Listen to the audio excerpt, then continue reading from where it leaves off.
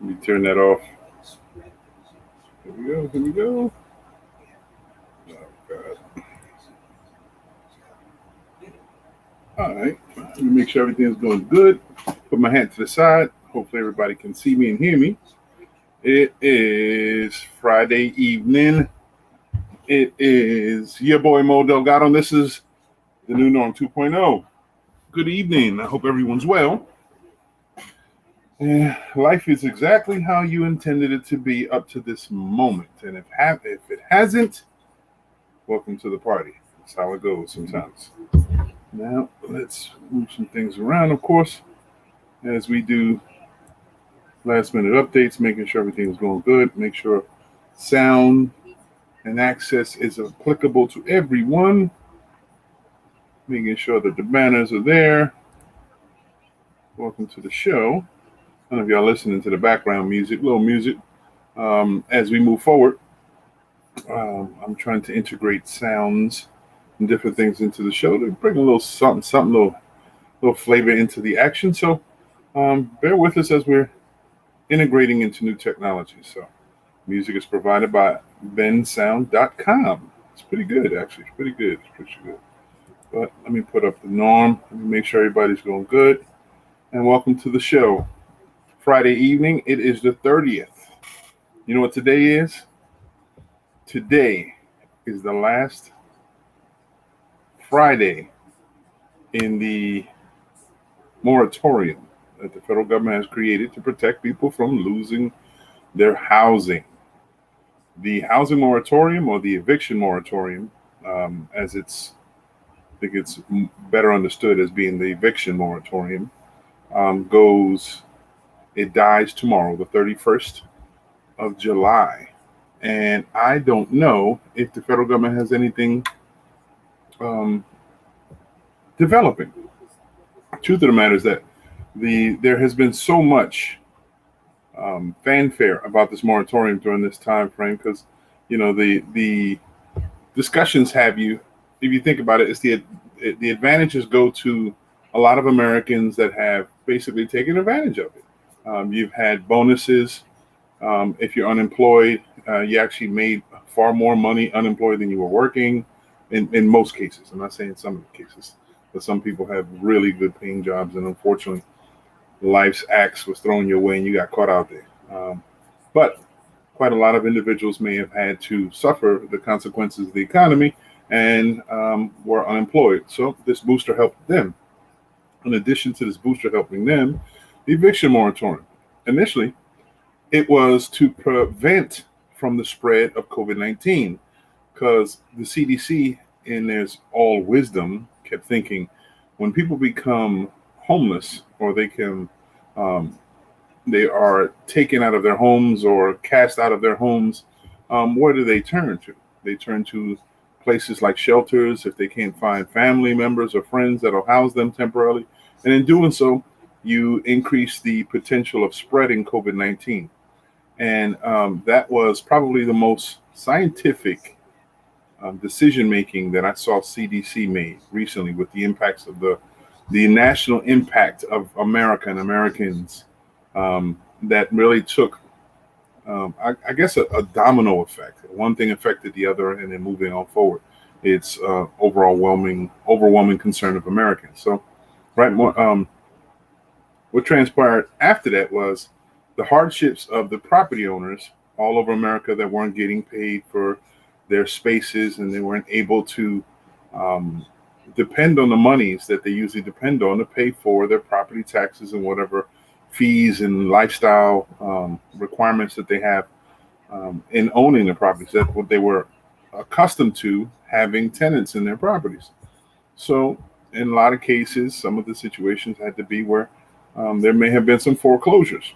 Now, this moratorium also prevents from foreclosures taking place. So it worked for the renters and the property owners in many cases. And then secondary, in the later phase of this present pandemic or the economy around the pandemic, there was provisions provided for property owners to help into supplying them with additional funds to help get through this very difficult time through the PPP loans and through other rental assistance or property management money and things like that. So hopefully people have taken advantage if need be. And if not, tomorrow is the last day of the moratorium, and it is expected 19 million Americans throughout America will be homeless. 19 million Americans. And that's a low estimate because before it was 70 million. But they're being hopeful that through all the federal funds that were allotted to help in rental assistance issues, although it was a small percentage of Americans that took advantage of it, those in comparison to all the people who potentially could lose their homes. So the outcome is 19 million. To those 19 million Americans, including local, there's still funds available in your state. Just make sure that you reach out and get assistance as soon as possible because the balls will be rolling.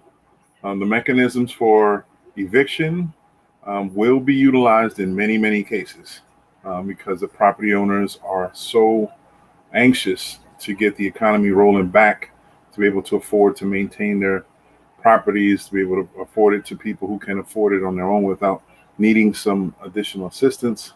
And the truth of the matter is it's going to be a difficult time. So if you are a renter, if you run into some hardships, make sure that you reach out. Here in New Jersey, you are able to access a phone-based resource center when you call 666, or actually 611, I'm sorry, 611. You dial 611, and it's the State Resource Center that can give you information specific to your needs.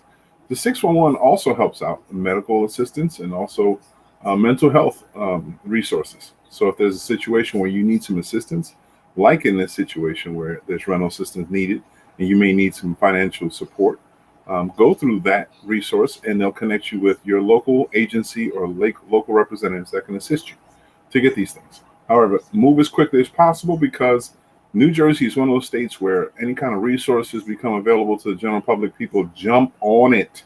And a lot of times they extinguish resources very early.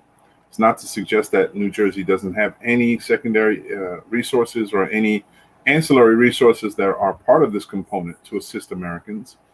It's just to say that you have to jump on it. And although we're in the 11th hour, there may be still some help.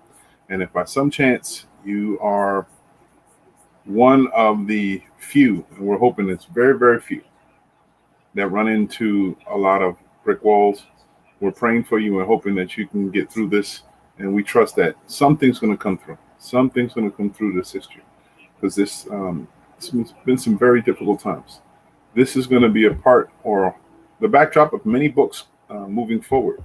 They talk about the new America or the new lifestyles, like we say, the new norms, and the hardships the economy has afforded us and or landed upon us are a lot of the factors of how we've had to change our lifestyles a bit.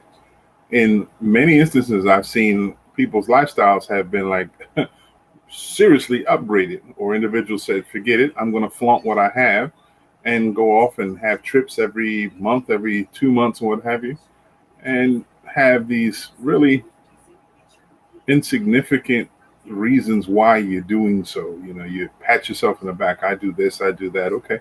If you're able to do something, enjoy it. You don't have to explain to anyone. Ultimately, you know, you have to live through whatever penalties and costs. If you're the one that struggled through to make all that money, to be able to do so, then live life. Live life to the utmost possibilities that you can. Just be very safe and unsure, and very sure that no harmship can come to you and or anyone else.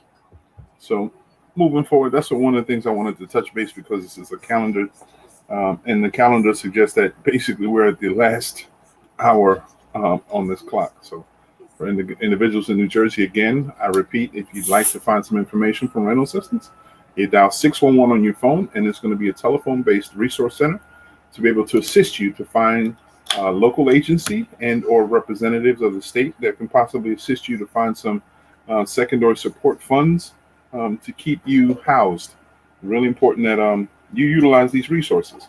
Again, some of us may be a little more, I would say, pride or proud, and kind of depressed because depression hit many Americans, including yours truly. It hit us all differently, and in many cases we shut down. We don't want to admit our failures, or we assume that a lot of these things that can transpire are our failures, and it's not necessarily failures that we have. It's just a circumstance that we've all had to adapt to, and it's just a little more difficult than some of us are ready to deal with. That's the truth that we are as Americans. We've been brought up in an atmosphere that is not as difficult as other climates or atmospheres all over the world. So, the creature comforts, the entitlements we've had, a lot of people have just only adapted to life with those things involved. And then when those things get impeded on or sometimes limited, people yell and scream crisis.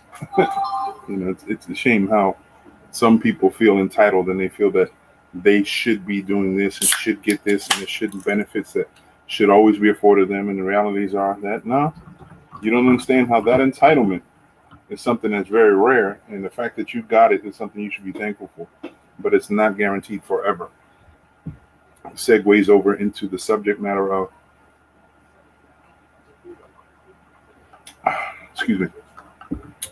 Social Security.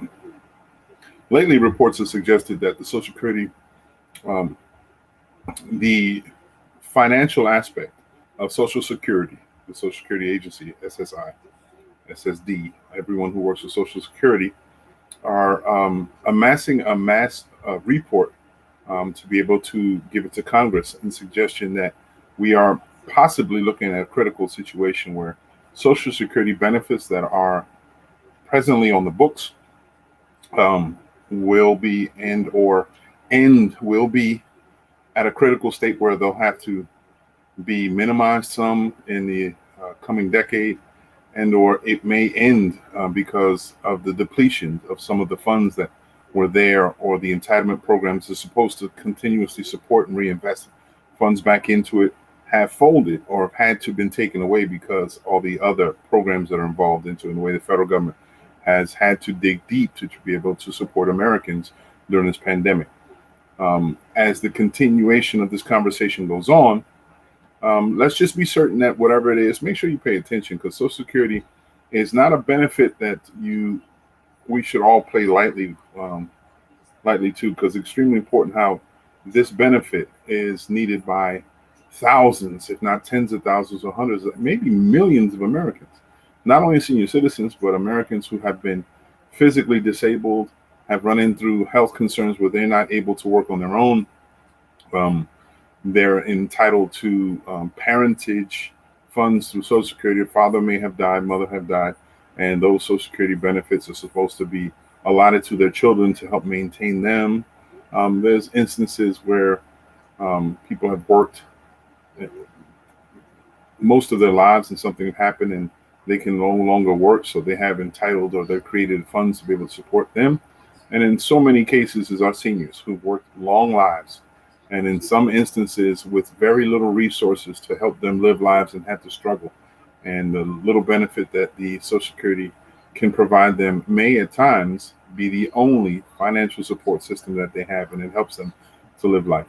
So let's not all frown and turn our cheek to this, because it's extremely important that we maintain and take care of those most in need, our seniors and our elderly, seniors and our infirmed, people who need this benefit to continue living, at least to the present state that they're living. And if you are not in touch with how people are living under certain circumstances with Social Security and things like this, maybe you need to take a trip and visit some of these senior citizen buildings that are maybe around in your municipality, some homes that you have that are established to help support senior living, and ask them and speak to them. You may be surprised how difficult their circumstances are. However, there are some certain instances where the seniors may have worked or benefit from a very wealthy life and a wealthy family structure, that where they live as a senior facility is equally impressive, and they're living very comfortably. But either which way, it wouldn't hurt just to find out how our seniors live, and you get a better understanding before you make a harsh opinion about something that helps people stay alive. So that's another concern that's still developing. And then the crisis that we're living in right now is the discussions about COVID-19, the actual uptick. This is what they call it, the uptick, the upswing, the increase of numbers of people who have COVID-19. Here on the show, we have been paying attention since COVID-19 struck our shores. SARS-CoV-19 has been something that has swept over the entire globe, the entire planet. There's very few areas on the planet that have not been touched by COVID-19. And unfortunately, people are still dying. Although there are vaccines that have been afforded to many people on the planet, and there's various vaccines. I think it was 3 shows ago, we talked about the various vaccines and the companies and the origins of these companies, up to about, I think, 7 total companies who have offered vaccines to different separate parts of the world. The 2 largest ones we are aware of, which is Pfizer and Moderna, are here on the shores. And then the other areas in Europe and Asia, they call it Sputnik. I don't know why they call it Sputnik in Russia. I wish I knew the exact term. But that's the largest vaccine in that part of the world. And of course, I guess the rolling joke of vaccines is Johnson and Johnson. But as we move forward, the discussion is about the Delta variant. And a lot of people are being coaxed and or informed, encouraged to vaccinate because of the intense ferociousness of this disease or this illness. COVID-19 itself, the virus, it's a very aggressive virus, but this variant seems to be the most aggressive, meaning it is the most contagious. And it's most contagious. More Americans can catch the COVID-19 variant, Delta variant, faster, more aggressively, more easy than you would the regular SARS COVID-19, if that is the actual way to identify it, the regular one. But let's talk a little bit about, I went over to UC Davis has a report, University of California in Davis has a report, calls it the 8 things you should know about the Delta virus. And we're going to touch up on a few of them for your knowledge here, because it's extremely important that you stay informed. One of the things that we do here on the New Norm is try to give you as much information as possible, pro and against, so you can make a decisive and educated decision moving forward to maintain your health. We're very encouraging for you to live life the best way you possibly can, but be very responsible, cognizant of the effects of COVID-19, how it can affect you and your loved ones, and then to properly make a decision to move forward, whether to vaccine or not to vaccine. Either which way, we feel the same way. Make sure you're prepared to maintain yourself in every which way possible. Keep the mask on, stay 6 feet away, and practice proper hygiene with regards to that. Okay? So let's talk a little bit about what's available. I'm going to move the screen over so you guys can see some of the things that I'm looking at right now, and we can talk about it as we go along, but I want to make sure everyone's informed about what it is instead of just me verbalizing things as you can read them also. But again, let me identify. If you want to go check it out yourself, it's the health.ucdavis.edu/coronavirus/COVID -19-information/Delta -variant-HTML. That's a long ass website URL. But anyway, I'm going to talk a little bit about what's here. You'll see it says Delta variant is highly contagious as of July 22nd, just a few days ago. 80% of UC Davis health patients who tested positive COVID-19 had the Delta variant. So more and more people are being tested and finding to have COVID-19. And the majority of people nowadays that are being found to have COVID-19 are actually COVID-19 Delta variant. So that's extremely important to keep that in mind. The symptoms are the same. Basically, you heard that before. Vaccinated people are either asymptomatic or have very mild symptoms if they contract the Delta variant. The symptoms are more like those of common cold, such as cough, fever, headache, in addition to significant loss of smell. Significant loss of smell. Remember, one time of smell and taste, but they're highlighting this smell. I don't know why. But as you see more information, Delta variant is affecting unvaccinated people too, which makes sense. People aren't vaccinated, they get affected. So that's without saying. Move on. Number 4 is the breakthrough cases. Vaccinated people are rare, but do happen. Just recently, one young lady was unfortunately had passed away from COVID-19, and she was fully vaccinated. So instances are occurring, things are occurring, and people are paying attention of the long-term effects and the probability that COVID-19 can still take you out. So please pay attention. Remember, this vaccine was intended to help and assist you get through it, not necessarily protect you 100% from you getting sick again, but if you were to get sick, it minimizes the symptoms. So moving forward, Delta variant could be catastrophic in some communities. It says communities with lower vaccination rates, particularly rural areas with limited access to care, could have been more damaging. It's already seen around the world.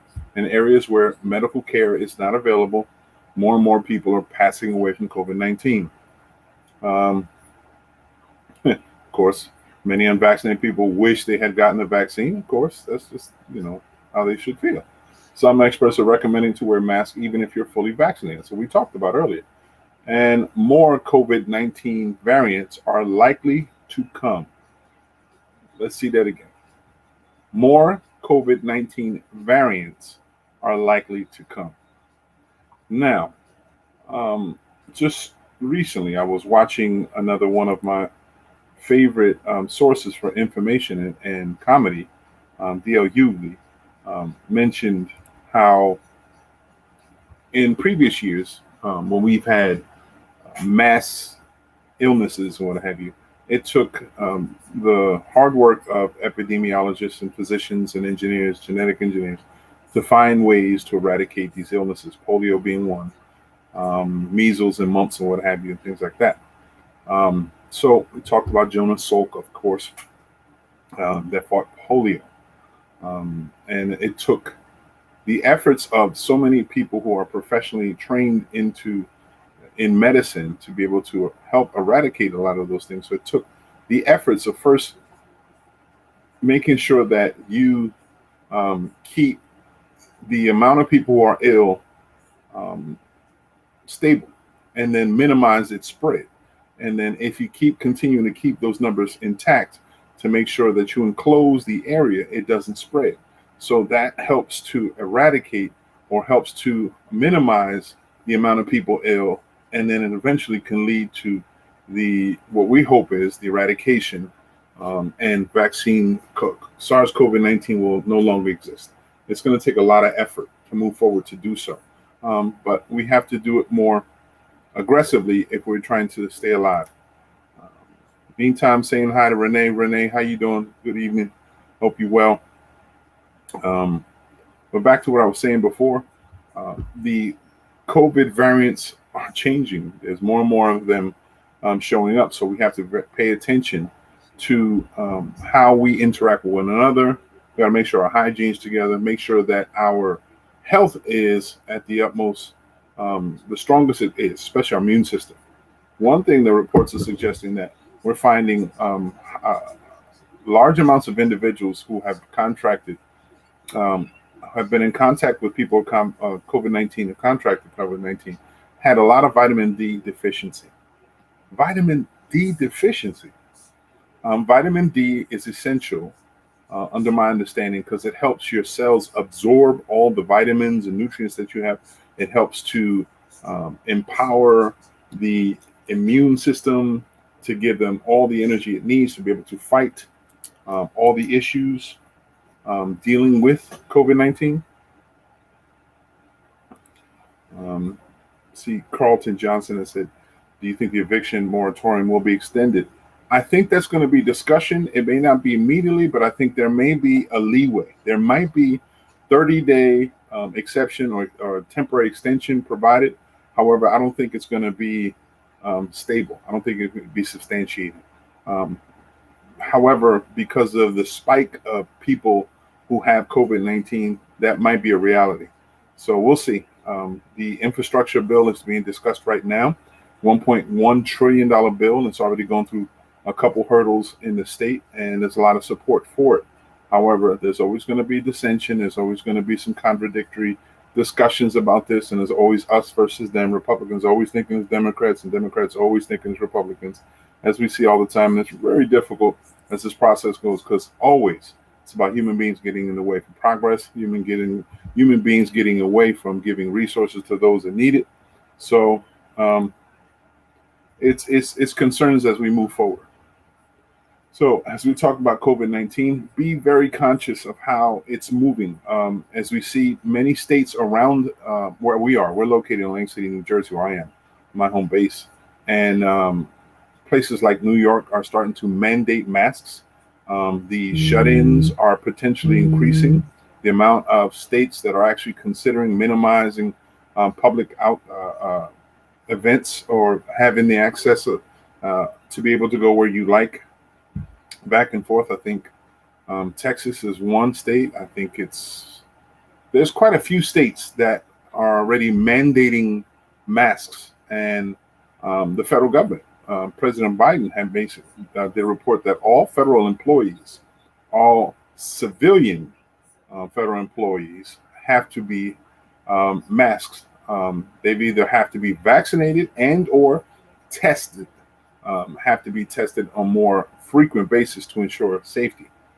So that's pretty big for Joe Biden to say that, because just 2 months ago he was so happy and releasing and saying what the CDC said, basically saying that once you've been vaccinated, you can take off a mask, have a good time, have a drink. Yeah, that's what you can do. So oddly enough, as we're seeing in a short bit of time, CDC proudly right before the summer announcing to the general public that it's okay not to wear a mask if you've been vaccinated.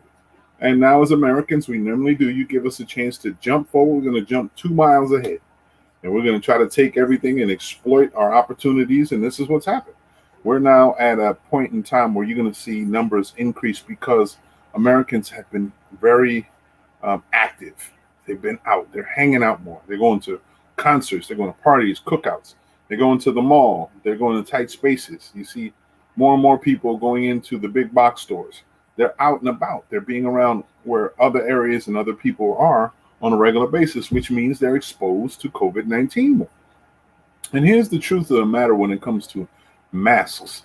As the vaccinations are taking place in New Jersey is said to be at about 55 to 60% total vaccination. I still don't know how true that is. But although in our state we have a vaccination number that apparently is higher than some areas, when you go out, you see people without masks, and you can't tell who's been vaccinated and who hasn't. And you have to be very cautious about that, because people given an opportunity to not wear a mask, those who don't care, don't believe, and or feel that they're superhuman, will basically put all our lives in jeopardy by going out there and hanging out and doing what they do without a mask. So it's really hard to tell. And in some instances where individuals are being very, very cautious, they're wearing masks no matter what, and they could be fully vaccinated, carrying antibodies and all. So it's a truth that we have to really be considerate of, because as we move forward, we don't know what tomorrow's going to bring, but we know that this virus is very intelligent. And the more access it has to different people, as was once said by a national expert dealing with COVID-19 or epidemiology, said the more access that this disease or this virus has to other people, the greater potential it has for it to transform and become a different variant. For its access to other lives, it builds, it learns, and then it relaunches itself so it can fully attack. So this was a well-engineered tool. Whoever engineered it, y'all can go to hell. You will be going to hell for what you've done. But as we move forward, we have to be very conscious in all our actions and how it impacts people moving forward. So COVID-19 is real. We know that SARS is real. COVID-19 SARS is real. I wanted to show in New Jersey, South Jersey, if you look at, I'm going to show you a screen of this is from the New Jersey Department of Health, right? COVID. It's covid19.nj.gov. I'm going to show you this right here. It's a quick screen that they have here, and it says persons with at least one dose, percentage of the population, and persons with vaccine courses complete, percentage of the population. Okay. This right here is celebratory. The screens that you show right here, on this side and your left side, you'll see people only have one dose. The other side has the recommended full dosage. And you see the numbers. There's not much of a big difference. And you see our numbers. If you get closer to the urban areas, you'll see an increase of people that are vaccinated. Oddly enough, the areas that are the least vaccinated, Mississippi, the state of Mississippi, which is the least or the most financially strapped state in the union, is also the state with the highest amount of unvaccinated people, and it's very, very dangerous, critically dangerous. But if you see the trends, you have ancillary or adjacent populations that basically deal with themselves. You see Cumberland County, you have some areas near Cape May Courthouse. They basically trend the same things. The urban areas near the shore, high numbers of vaccinations. It seems like Atlantic City is peaking with basically 55 to 70%. In the Camden region, you have a lot of people who have taken at least one dosage. So then you got places close to like Brick Township, getting close to Tom's River. You got areas where people a very low number of people, just like in the outside of the Delaware Bay. It looks like it could be. I don't even know the regions down there. I'm trying to think where it could be. Anyway, you see some of the numbers down there. So, and then they talk about here. It says the J&J vaccine is also part of this formula.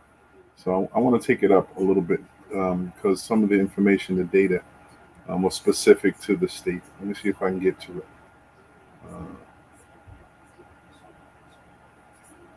This website actually is kind of whack. If anybody look into, there used to be let me see, cases by municipality. Let's see if we can get that. If we get this information, you get to see a little bit more. When people aren't paying attention, things happen. So we have to make sure that we are as fully aware as possible of all the things that are taking place that could affect you and I. So as we are waiting for it to load, and let me see. In the meantime, let's play some music.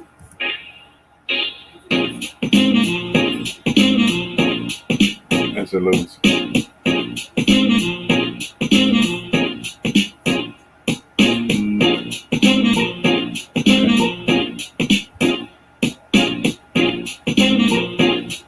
Okay, so as you see here, by race and ethnicity, it seems like white Americans, the Caucasians, 27.8% have contracted.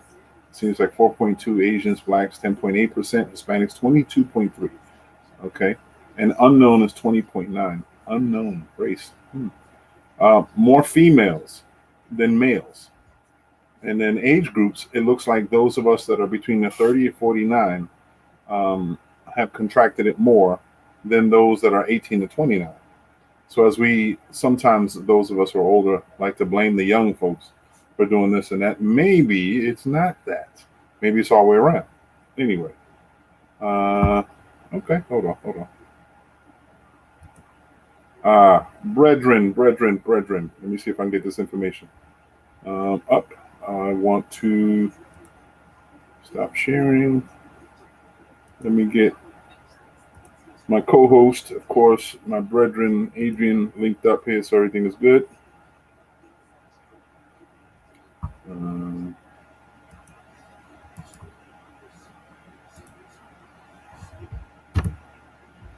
Okay. There's the link, Adrian. But let me get back to the information so we can look at that real quick.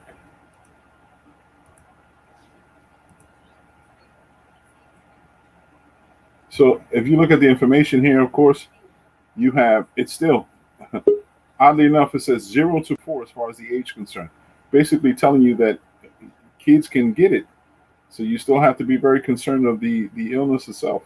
5 to 17 to my 50,000 Americans here in the state of New Jersey. 18 to 29, it's been over 100,000, nearly about 120,000. Then you have, like I said, the largest margin or the largest amount of people have been ages 30 to 49 years old, almost 180, 190,000 Americans here in New Jersey have succumbed to or contracted COVID-19. Now, I'm going to see if we can get it popped up almost immediately. Oddly enough, keep this in mind. The senior citizens, 65 to 79, and senior citizens, 80 plus, have been those who have died from COVID-19. Those are the largest numbers of COVID-19. So those were the ones with most risk if they were affected by COVID-19. And then people in my age bracket, 50, 64. And then, of course, the 30-year-olds and 18, 29 think that they can't die off anything anyway. So this number shows what it is. Anyone under 18 years old, thank God you're still alive.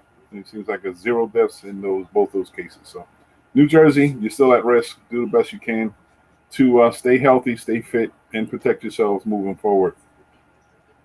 Adrian, how are you, brother? What's good, man? What's good? Good evening. How are you? Good evening. How was your Not week? bad, man. How was your week? Excellent. Excellent, man. No doubt. Yours, hopefully, likewise. Yeah, I'm very, very active, of course, with a lot of stuff that was going through. Um, Trying to build some momentum. You know how it is. It's the time of year. I have to build momentum, get Yeah. more animus, more animated into the world, get it I was out checking there. out the music just now.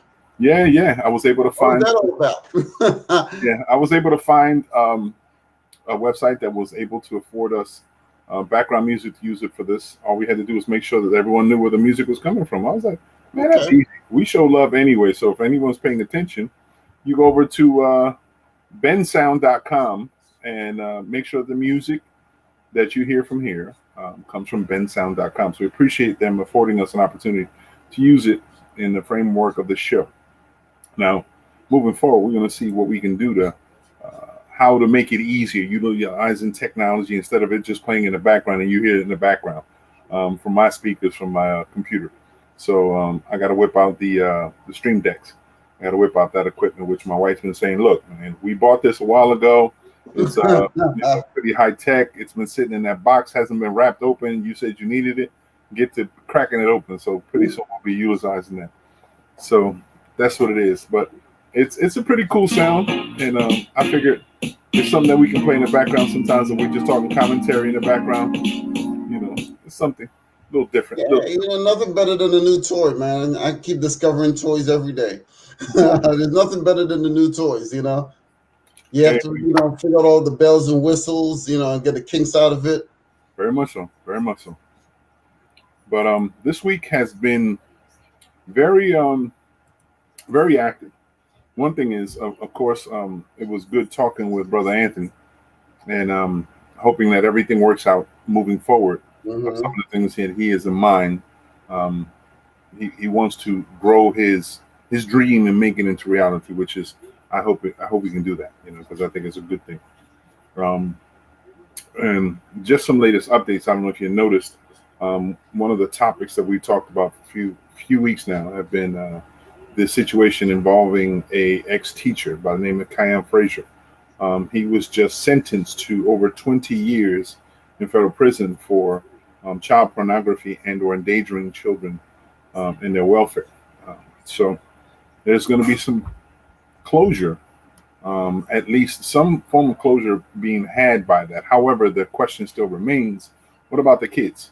21 years, him being convicted. That's the justice he has to face. But what about the resolve? What about the assistance?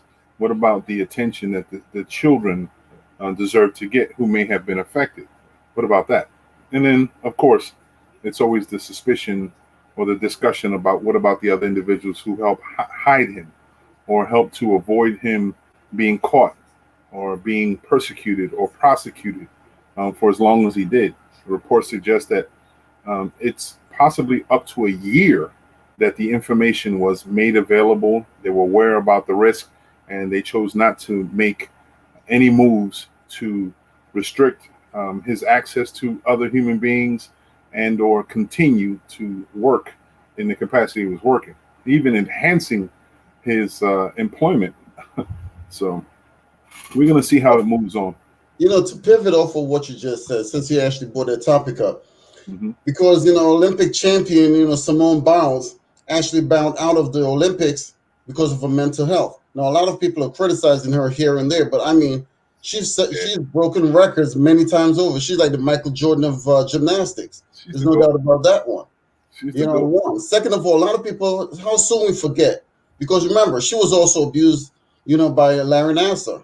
Yeah, the trainer. A lot of people seem to forget that part. So if she bows out of the Olympics because of, stress in her mental health, she's going through a lot that a lot of people just don't see. Yeah. Because right now her brother is also being brought up on murder charges. Wow. Yeah. Her brother's being, they said that he murdered someone and the whole 9 yards. So she has a lot going through her mind. So to concentrate on the Olympics, I mean, she wanted to be there. There's no doubt about it. But sometimes we could only push our mind, body, and soul so far before it starts to actually start pushing back. And You that's know what how we're looking at.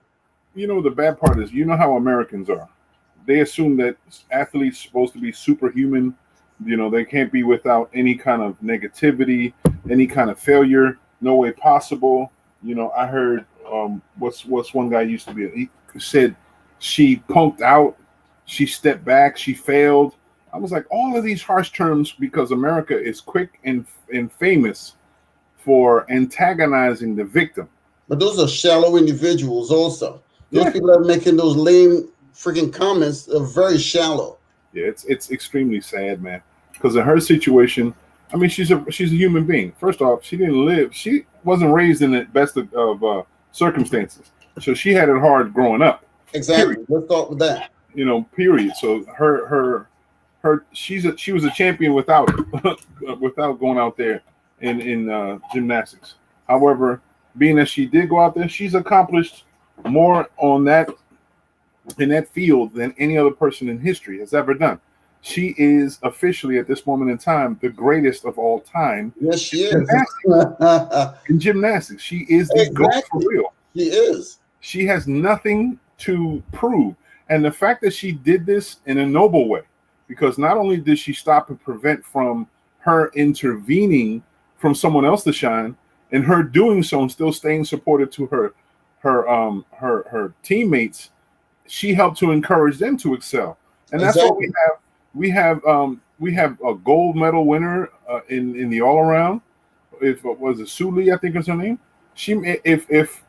If Simone Biles was there, would Suli have been gold all the way around? She may not have. Correct. She might have even been on the podium. She would have been standing in Simone's shadow. Yeah, that's what it would have been. And the other young lady, Childs, she excelled and did. I mean, in her moving to the side, it took the scope or the view of the world away from her onto them, and it gave them a chance to shine. And I applaud her for that, man. Exactly. She's been through a lot. So give her kudos, give credit where credit is due. Yeah, don't try to take away a shine from her, because, like I said, they've even invented. She's done moves that no one has ever done, and they named it after her. What's crazy is that because she's so good, they actually even created rules specific to her. Like they had to put a cap on her. Like, you can't keep making flips in the middle there. No, we're gonna cap it to 3. You can't do 4 and 5, but she can prove that she can do 4 or 5. But she's like, nobody else can do it, so we're gonna cap it. To step back, it's a prerogative. That's the bottom line. It's a prerogative. So she's at this point in time. We celebrate her, and we hope that whatever she's going through, she'll get through it, and then whatever decision she make moving forward, she's still the greatest of all time. She is still the greatest. We appreciate what she's done for the sport and how she's standing up for herself.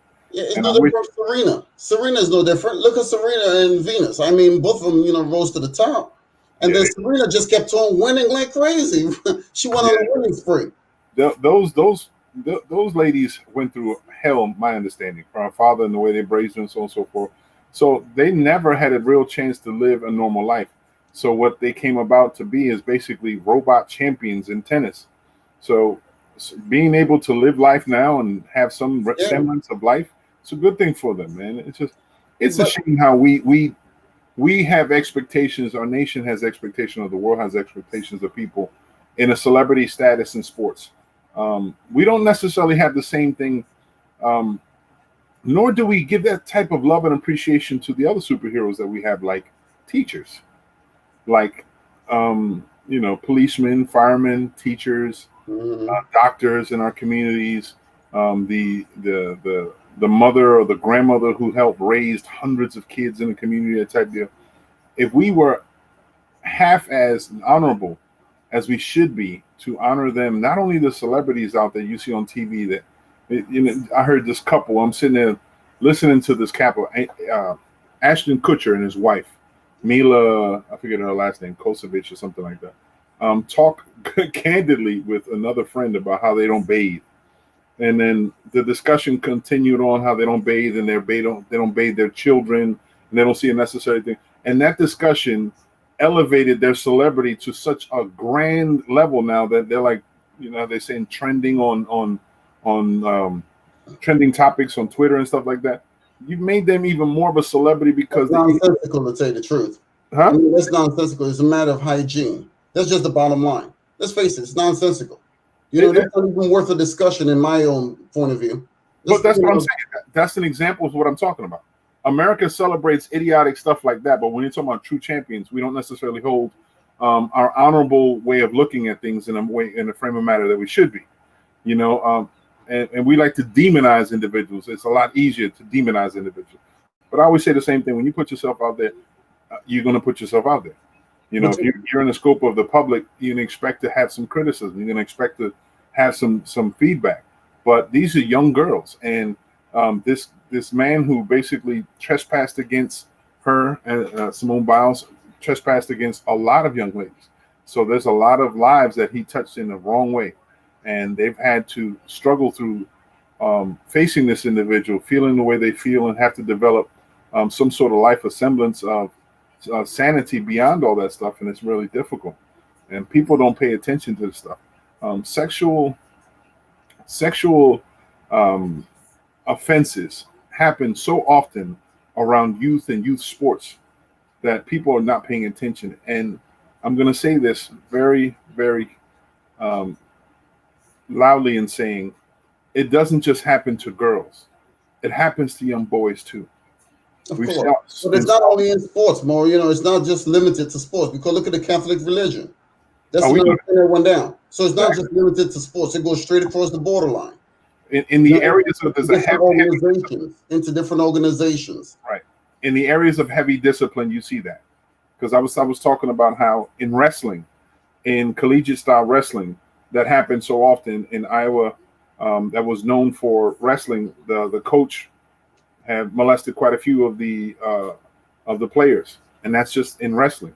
There's other instances in football where people have talked about being molested by some of the trainers or fellow players here and there, and that just continues. Sexual identity and sexual impropriety sometimes happens so often. A question of sexual identity so often, and it causes so much of disruption in the world of so many individuals, and it's really bad. It's sexual identity I've been more sexual misconduct. Right. You see what I'm saying? Because because like it says, a lot of you look at the Catholic religion. You also look at the Boy Scouts. Hmm. That was another one also. So you're looking at sports. You're looking at religion. You're also looking at the Boy Scouts. So because those bad boys they went bankrupt based on the number of lawsuits and the whole 9 yards. Right. It was a There's major a lot corporation. of organizations that we actually put out, place a lot of trust in, Yeah. end up, betraying the community. And you see that, and we talked about that. You see that in organizations that you bestow upon a lot of trust on because their field or their expertise has to do with youth. And we are always believing that, no, not them. And then we find out, yes, them. And in a situation, the worst extreme situation is when you had the Catholic Church, so many different priests. Like it was just recently where the Pope had made a direct connotation to one priest, and he struck him of his role. He's like he threw him out of organized religion for what he's done. I was like, wow, that's the harshest I've ever heard someone ever being cast about. Like he can no longer preach in the Catholic religion. No longer. He's done. They cast him out. They excommunicated him all the way around. I said, wow, okay, that's a good one. Now beat his ass on the low. You know, throw him to the guys of Opus Dei that do all that hyper painful stuff to themselves and let them do that to them. That's crazy. But moving forward, bro, as we talked about the sports, have you been paying attention to the Olympics? Yeah, I've been watching a few of them here and there. When I get a chance to sit down and watch it, basketball was one of them. How the United States lost to France. I'm like, come on, guys. When you lose to a country like France in basketball, and your whole team is made up out of professionals, that doesn't look good because then it says, hey, what's going on here in the NBA? You see what I'm saying? But You look into France and you're making all of this money in the United States playing basketball. You end up losing the Olympics to freaking France. it just shows. Maybe we need to send some of those guys to France and import some of those guys from France to But play in the NBA. it's an example how now the NBA, when they talk about world champion, they're actually, you can say world champion because you have so many different players coming from other parts of the world. You got Luka Doncic playing for Slovenia and being the man in the Olympics. He's playing for Slovenia. You have Ricky Rubio playing for Spain, He's kicking ass all over the place. You have what's his name, Matt Tybalt. I think it's Matt Tybalt playing for um, Australia, and they stopped the U.S. And you have people like about it is overseas now. Basketball, I guess after the Jordan era and the whole 9 yards, basketball has gotten very serious in many countries around the world. Yeah, yeah. I've seen stuff in Nigeria where these guys will walk around with a Michael Jordan shirt. What does that tell you? You know what I'm saying? Somewhere in the sticks in Nigeria or something. I think that's why they created I think it's the Continental Basketball League, the African Continental Basketball League. That was just started not long ago. The NBA went out there to set up a league in Africa because there's so many aspiring players. There's so much potential for the play. Of course. It's going to be a lot larger than NBA. Manute Bol is one of them. You know what I'm saying? Came up out of Africa, and there's a few of them that are drafted from Africa straight to the to the NBA. There's no doubt. Giannis Antetokounmpo is from Nigeria. Yeah, he was raised in Greece, but he's from Nigeria. Yeah, the Greek freak is what they call him. Yeah, it's the man. I mean, there was a lot more people. Like I didn't know that Bam Adebayo was. Put him in the Olympics. They would have won because Giannis, he has a very strong upper body play. He's one of those guys that when he goes up, you just can't pull him down. And that's the thing that makes this guy. His upper body strength is phenomenal. Definitely. You have, but it just goes to show you that now that the NBA is now recruiting from all over the world, that when you get to see these players, you actually see a good representation of play all over the world, which is cool. It's good to see that. I love to see. It's more than just basketball, though. It's more than just basketball because baseball, they look at something like the Dominican Republic, some of those guys coming up from there, from Cuba, whatever the case may be. So it depends on the sports is where they're actually pulling these guys from. Yeah. That's what I've noticed. Yeah. Even football, off Hawaii, some of the guys that came up in the NFL, let's try recruiting these guys from some of the Hawaiian islands. And I watched the documentary on that. So it depends on what sport is where they're pulling them from. Yeah, probably. The guys are tall, so they're going to go to Africa. But that still shows you the NBA is far better at recruiting human beings than any other sport. Because you talked a little bit about football. Football has probably been the most insulated sport outside of hockey there is. Because the closest they went to international recruitment was recruiting somebody who was of Polynesian descent, went to Honolulu or University of Hawaii, and then being able to be recruited that way. That's the closest to international players that Americans will see. However, the Canadian Football League does.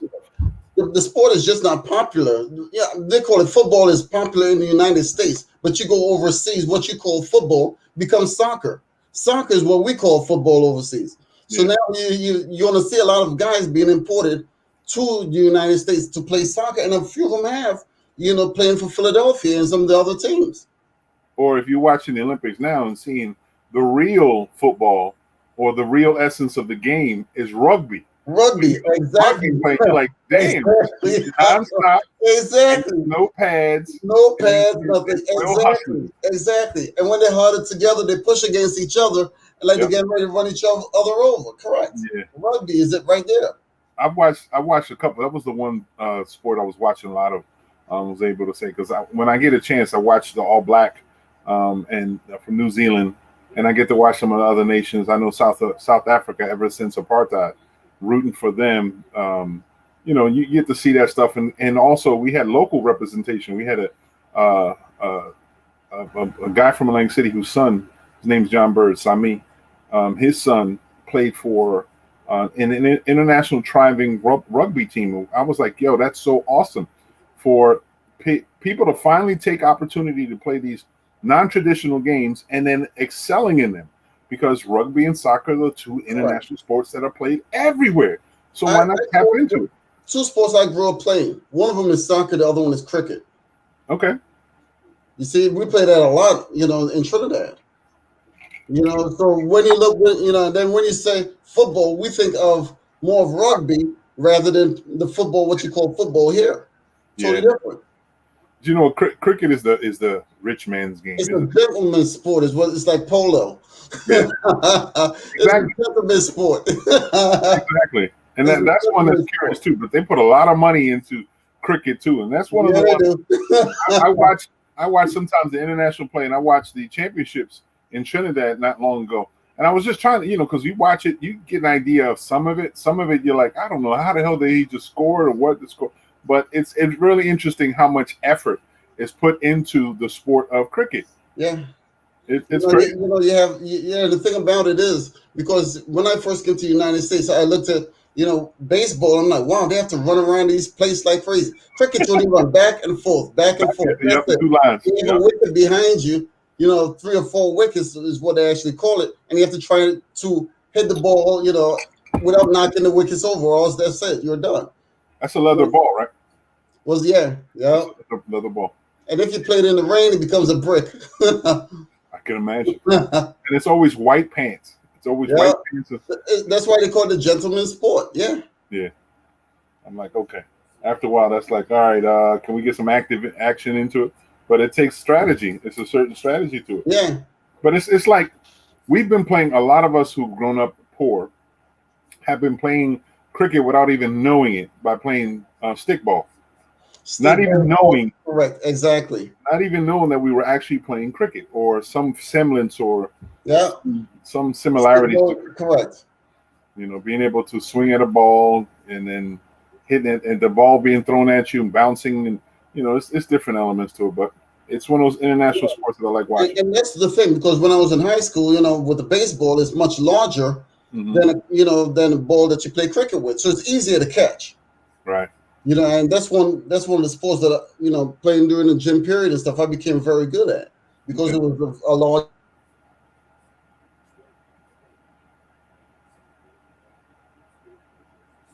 Uh-oh. So freeze. A ball to catch. What's going on here? Yeah, there you go. Yeah, technical difficulties. You froze for a second. But you know what? Isn't it cricket? They have mitts too, right? There's mitts to catch. They have these white mitts, don't they?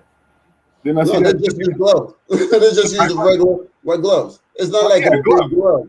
It's not like the big glove that you have, that big. Just regular white gloves. Right, but it's padded. Yeah, it's padded on the inside. Yeah. I seen. I was like, okay. I'm not talking about the catcher, the ones next to it. I'm talking about the ones. Yeah, I know. The one in the outfield. Because trust me, I've seen like when watching that sport, I was wondering, okay, do they have like outtakes and stuff like that? And I've seen some of these pitches go right between the swing and get the catcher in the wrong places, and they get hurting them real bad, boy. Ball bouncing up, like Yeah, and there's a certain way you have to actually throw the ball also, because it always have to be overhand. Yep. It's technical. It's pretty cool. It's technical. Yeah. But it's one of those type of things. If you're not aware of it, you're not going to look at it with any interest. But this is an international sport. There's so many good opportunities. That's why I like watching the Olympics when they come around, because you get to see things that you may not have ever seen. Like I was able to express or expose my son to handball. Like he never seen a handball game. He's like, oh, okay. We played it in high school. I didn't know what it was until he played handball and stuff like that. Yeah. And official handball could be a real good resource, because think about it. It's the same concept of soccer, except you're not using your feet per se. You're using your hands. Then you have the discipline that you got to do, and there's still some activity to it. So it's dodgeball from a different perspective. But also there's one that you call sculling, which was not sculling, was curling. Curling. That's the one I was talking about. Yeah, you said scuttling last week. It's curling. Curling. I picked it up. I'm like, wait a minute. A lot of brothers could dominate this sport. Yeah. I'm like, this is a sport. I'm like, a lot of brothers could play this joint and we'll dominate it. You know what I'm saying? They give gold medals for that. Yeah. Because they played up in Canada. And you see, that's the thing about it. Because they play a lot of sports that we're not privy to and we don't grow up with. So we're actually excommunicated from playing a lot of these sports because we don't know about them and the rules that goes around. I'm like, curling is like, okay, you take a stick and this big freaking thing and you knock the person, ball out of, which is look like like a donut that you knock it out of the circle, That's like that. The combinations and context. It's like playing billiards without a stick. It's about being able to knock the ball back and forth. It's one of those games, man. 2 years ago, I watched my first one, and I've been hooked. Every Olympics, I'm watching some curling. I'm waiting to see this stuff because they get slick as hell with their move. I'm like, yo, that's a cool move, and then looking at the contact, And it's one of those type of things that it catches you because you look at it like, oh, this is whack, and then you catch yourself watching it for about a half hour, like, oh, yo, I'm really watching this. Okay. Yeah, you're like, this is cool. I could dominate this bad boy. Where's the nearest gym? Where's the nearest gym? You know what I'm saying? Exactly. So it was kind of cool. I've seen some other ones, man.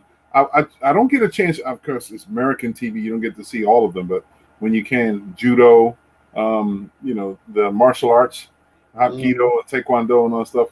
Watching Taekwondo always makes me laugh because all it is this kids kicking. You know how when you kids always growing up, they're pretending like they're martial artists and all they're doing is kicking. Back in the day, it was because of Bruce Lee inspired a lot of us to get into martial arts back in the day. Right. And it actually gave a boost to karate and jiu-jitsu and kung fu, the whole 9 yards. Right. Bruce Lee, Jim Kelly, Chuck Norris, some of the martial artists of back in the day. Kareem Abdul-Jabbar. You remember that one when he was fighting Bruce Lee back in the day? You remember how Enter the Dragon, as they said at that time period, is when he converted it to be a Buddhist. I was like, wow, that's kind of cool, man, how the interminglings and stuff like that. But Kareem was nothing to play with. 7 foot tall. Yeah, exactly. But like, we're going to put you in a movie fighting against Bruce Lee. I'm like, yo. And he's with his long legs the whole 9 yards, yeah. Hell yeah. But it was cool, man. Like I said, when watching all that stuff, and now you see now some of these kids and the way they fight and organize, I'm waiting to see if certain things you always see, should be an Olympic sport. I'm waiting to see if MMA will ever be like an Olympic sport. Samurai, what do you call not samurai? Sumo wrestling.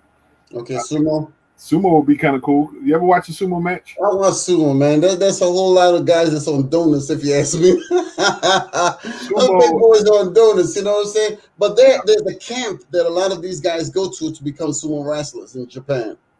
In China. They go to a camp and they have to gain a certain amount of weight, body fat, the whole 9 yards. Yo, they're no joke. People look at sumo wrestling, they think, oh, he's just fat and so on and so forth. It's a big money sport over there. Oh, hell yeah. They pay lots of money for the sumo, and a sumo master, I forget exactly the term that they use, can okubuno, I think it's called okubuno. If you're one of those okubunos, I think that's the term. If I got it wrong, forgive me, anybody.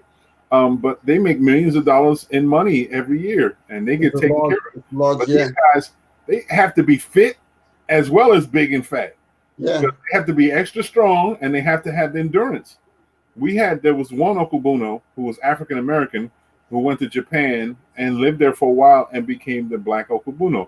And he was like the master of all of the okubunos for a while. He was, of course, the tallest and biggest at the time. So he was tossing people around. But there was a documentary Vice had done about the sumo wrestlers because, you think about, all right, this way and that way. They have to consume like 6,000 and 7,000 calories per meal. And, they have like all this stuff and it's protein, high levels of protein.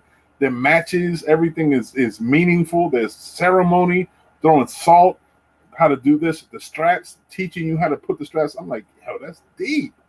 But that's also they get vicious. You're talking about two rhinos coming at each other top speed. What?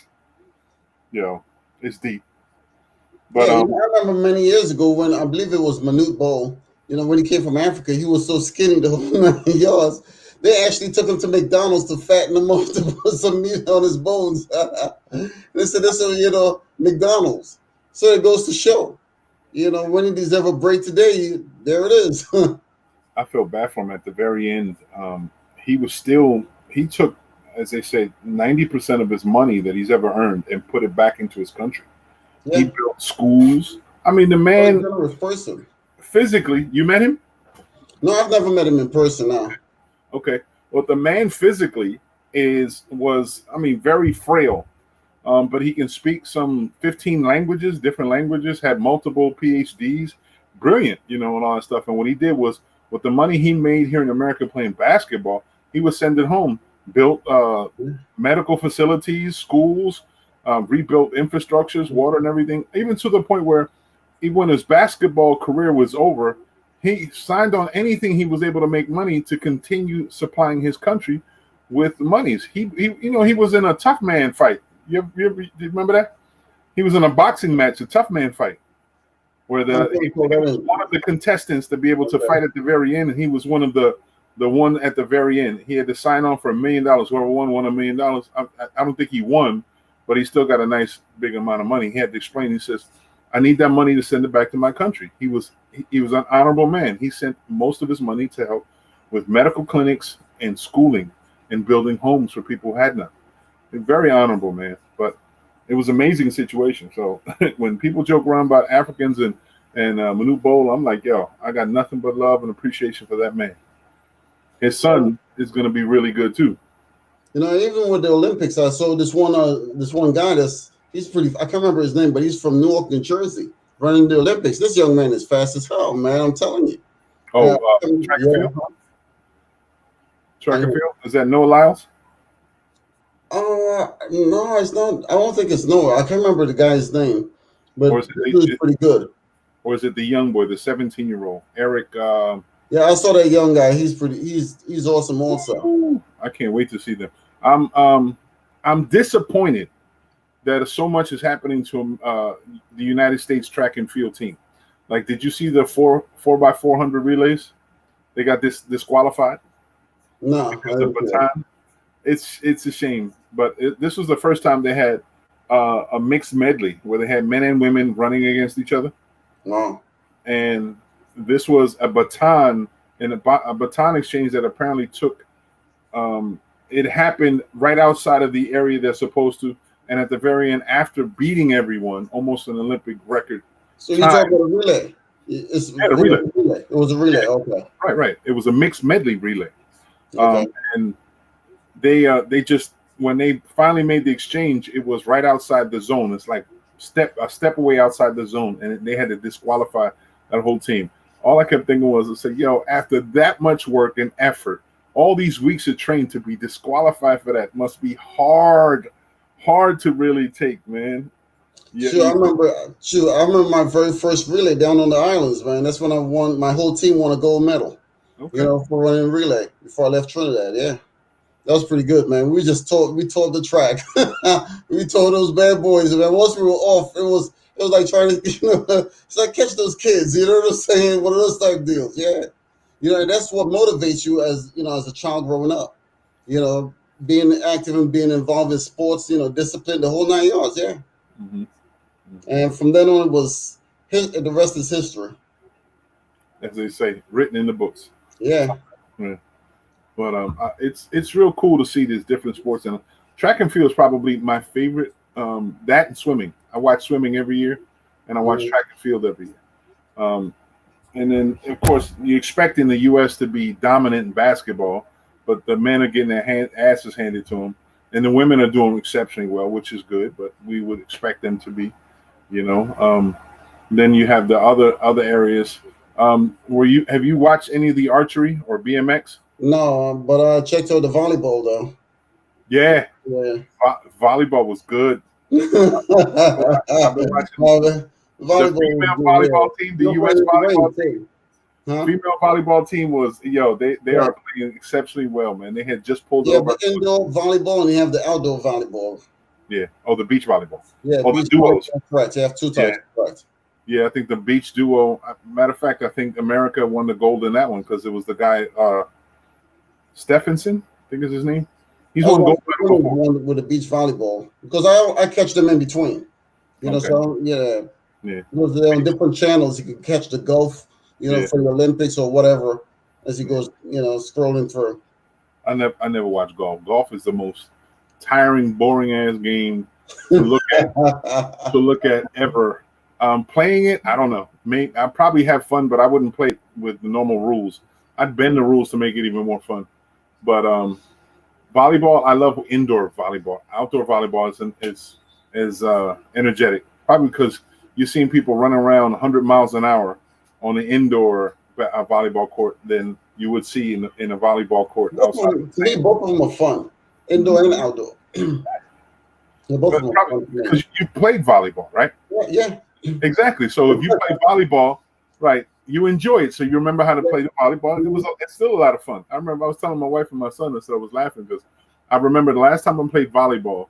This was about a good 6 years ago. It was a challenge that we had made, or somebody had made to the city council. And I was like, "Bet I'm gonna play volleyball." Not thinking maybe I'm a little too old and out of shape to go out there. I'm diving for the ball, ready to take a whole nine like I would be when I was much younger. Was able to save the ball, but I didn't save my ribs. I got up feeling hurt. I was hurting on the beach. I was like, wow. Yeah, outdoor volleyball is pretty good, you know. So swimming, a lot of those sports I enjoy playing anyway. So yeah, just naturally. Yep. Like I said, it was when you look at it, if you're sports oriented growing up, then of course you make connections with all them. I swam. I didn't do track and field, but I wrestled, swam, played football, basketball. I played hockey. I was into martial arts also, so I was aware of all that stuff. So, you know, it was the one sport I know you never played. Say again? I bet you one you probably never. I don't know if you ever played it or not, but so I'm not going to make an assumption. Okay. But what about table tennis? Table tennis, yeah. Yes, I have. Yeah. Even learned how to make the ball curl over. Yes, I did. Yes. Every time I go to Vegas, my brother always pulls out the table tennis table. He says, "Come on, Angel, let's go at it." You know what I'm saying? I said, I'm on vacation over here. You told me about some damn table tennis but he knows that both of us enjoyed because growing up, you know, Uptown Complex. That's where he actually learned, and they used to have tournaments at Uptown Complex back in the day. And my older brother actually won the tournaments up at Uptown Complex. So cool. You know, older brother is like, okay, you know, I'm really good at this. So, you know, the younger brothers always want to overdo the older brothers. So I got into it. And before you know it was off to the races again. Both of us going at each other. That's cool, man. Yeah, man. Table tennis rivalry is what they call it. Huh? Sibling rivalry is what they call it. Oh, hell yeah. I bet you guys had a lot of that. Yeah, we did. All three of us. We had a lot of that going on. Trust me. Okay. One will follow the other, and the other one will follow the other one. Uh-huh. Hey, all right. That's 2 days in 2 weeks in a row. She blacked out. She wanted people to look at her forehead. That's what it was, right, Laurel? Rel, say hi. You don't say hi? Oh, forget you, scrub. Come on when you can. Yeah. Anyway, yeah, the table tennis was fun, man. I did all that. I enjoyed it also. Mm-hmm. You know, because you know, I perfected my own little spin to things as always. You know, so when I hit it and you touch the ball, it goes in another direction. So I put it to the paddle. I had an elder, the elder man from Iran, was watching us play one time, and he was like really into it. And he sat down. He's like, "No, you do it wrong. Come here." And he showed me how to hold the paddle together exactly instead of it with the handles is to the side, so you can get it. And he says, "Twist your wrist as you're hitting it, and you'll get more of a top." What you got to do? You got to spin off of it when you twist your wrist. Right, and then if you get the top spin at a different angle, you'll be able to make it curl over. I was like, okay, and he was drilling me for a minute, and I was able to get it, boy. You couldn't tell me nothing. That's like the first time I threw a curveball. I was like, it actually curved. Yeah. So it's fun, man. It's one of those type of sport. That is one that I say it's something that so many people can play because it doesn't cost a whole lot. No. Even if you don't have a table, if you have a flat surface, you can make believe there's a net there and you can have a really good game. Just to be fun. And it's a lot of fun. And then if you get people like really challenging you, oh yeah, you can talk shit, throw stuff. Like I said, sibling rivalry is something else, man. Trust me, I know, being a middle child, you know. Yeah, I believe it. I think the only type of rivalry I had was just fun or mischievous rivalry in college. There was another one for you, more music, because you know my sister was into it, my older brother was into it, I was into it, my younger brother. I'm like, okay, you know, we have DJs going all the way on down. I said, okay, I want to start my own radio station. Nobody has done that one yet. And you see what I'm saying? I bet you that. I told my sister a few days ago, and she's like, "That's you?" I'm like, "Yeah, that's me." They're like, "Whoa, skills." She says, "You own that?" I'm like, "Yeah, I do." Oh man, watch out now! I know you've heard it last week when I put it on. Yeah, the hip hop and R&B, the old school. I said, "Oh no, you didn't." I said, "You had it rocking." I said, "Good for you, Adrian." Good. I had a friend of mine send me a text message. She's like, "Adrian, we need something like that in Tampa because I was jamming to your music down here in Tampa." Florida, you know, and then you have my friend in Chicago, out in the Midwest also, as far as Vegas is concerned, like, wow. Yeah, so tomorrow night I'm going to do 4 hours on the air from 8 to midnight. And I'm Okay. going to let it loose. Oh man, watch out! So anybody paying attention, Adrian, what's the name of the show? What's the name of Hey, the page? AG Strictly Old School. They can go to the website, and if you Click can on. pull it up right now, and it says radio. And when you see the radio, you'll see 2 banners. Right. And just click on the banner right next to, the new norm 2.0 after dark, right next to it, you will actually see that. Okay. Let's see if I can pop it up so we can have visual effect. And I was able to do it last week. Let's see. She just sent me a text message and said, I'm listening right now. Yeah. Okay. Yeah, like the wobbling, the whole 9 yards going on, everything. Okay. Well, as you see, watch. Where'd you put yours? Because I see ours. Just go to the one where it says radio in the very top. Oh, okay. You see radio, click on radio. Okay. And when it pulls up the next page, Oh, look, there you go, making it all fancy and stuff. Look exactly. at You just tap that banner and it will take you straight to it. AGStrictlyOldSchool.com. Yeah. There you go.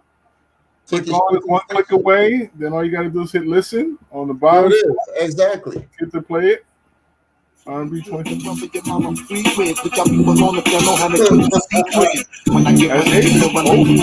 Well, that's not old school, but that's Adrian. Hey. He gonna get older. That's cool. So if anyone's paying attention, if you like to, if you want to go, and you might not be able to remember agstrictlyoldSchool.com, go to our website at www.thenewnorm.club and go to radio, the tab on the far right hand side, and you'll be able to access AG Strictly Old School Hip Hop R&B. Or you can go over to our radio, as it's still in the midst of being formatted. Yeah. Or they could also pull it up on Facebook, because I also have a Facebook page there. Okay. See? Aggressively, as AG is always still doing his thing. Hey, I'm just that way, man. I'm telling you, it's versatile. Oh, okay. Oh, okay. Laurel was saying she's at work. She couldn't. She tried to come by just to stop by and say hello. So, hey, Rel. You say hi. What's up? Thank you for popping up. It's good to see you. We hope to see you again and talk to you some more. But gotta work. Gotta. What do they say? Yeah. You gotta.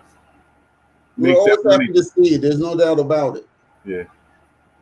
You gotta make that money.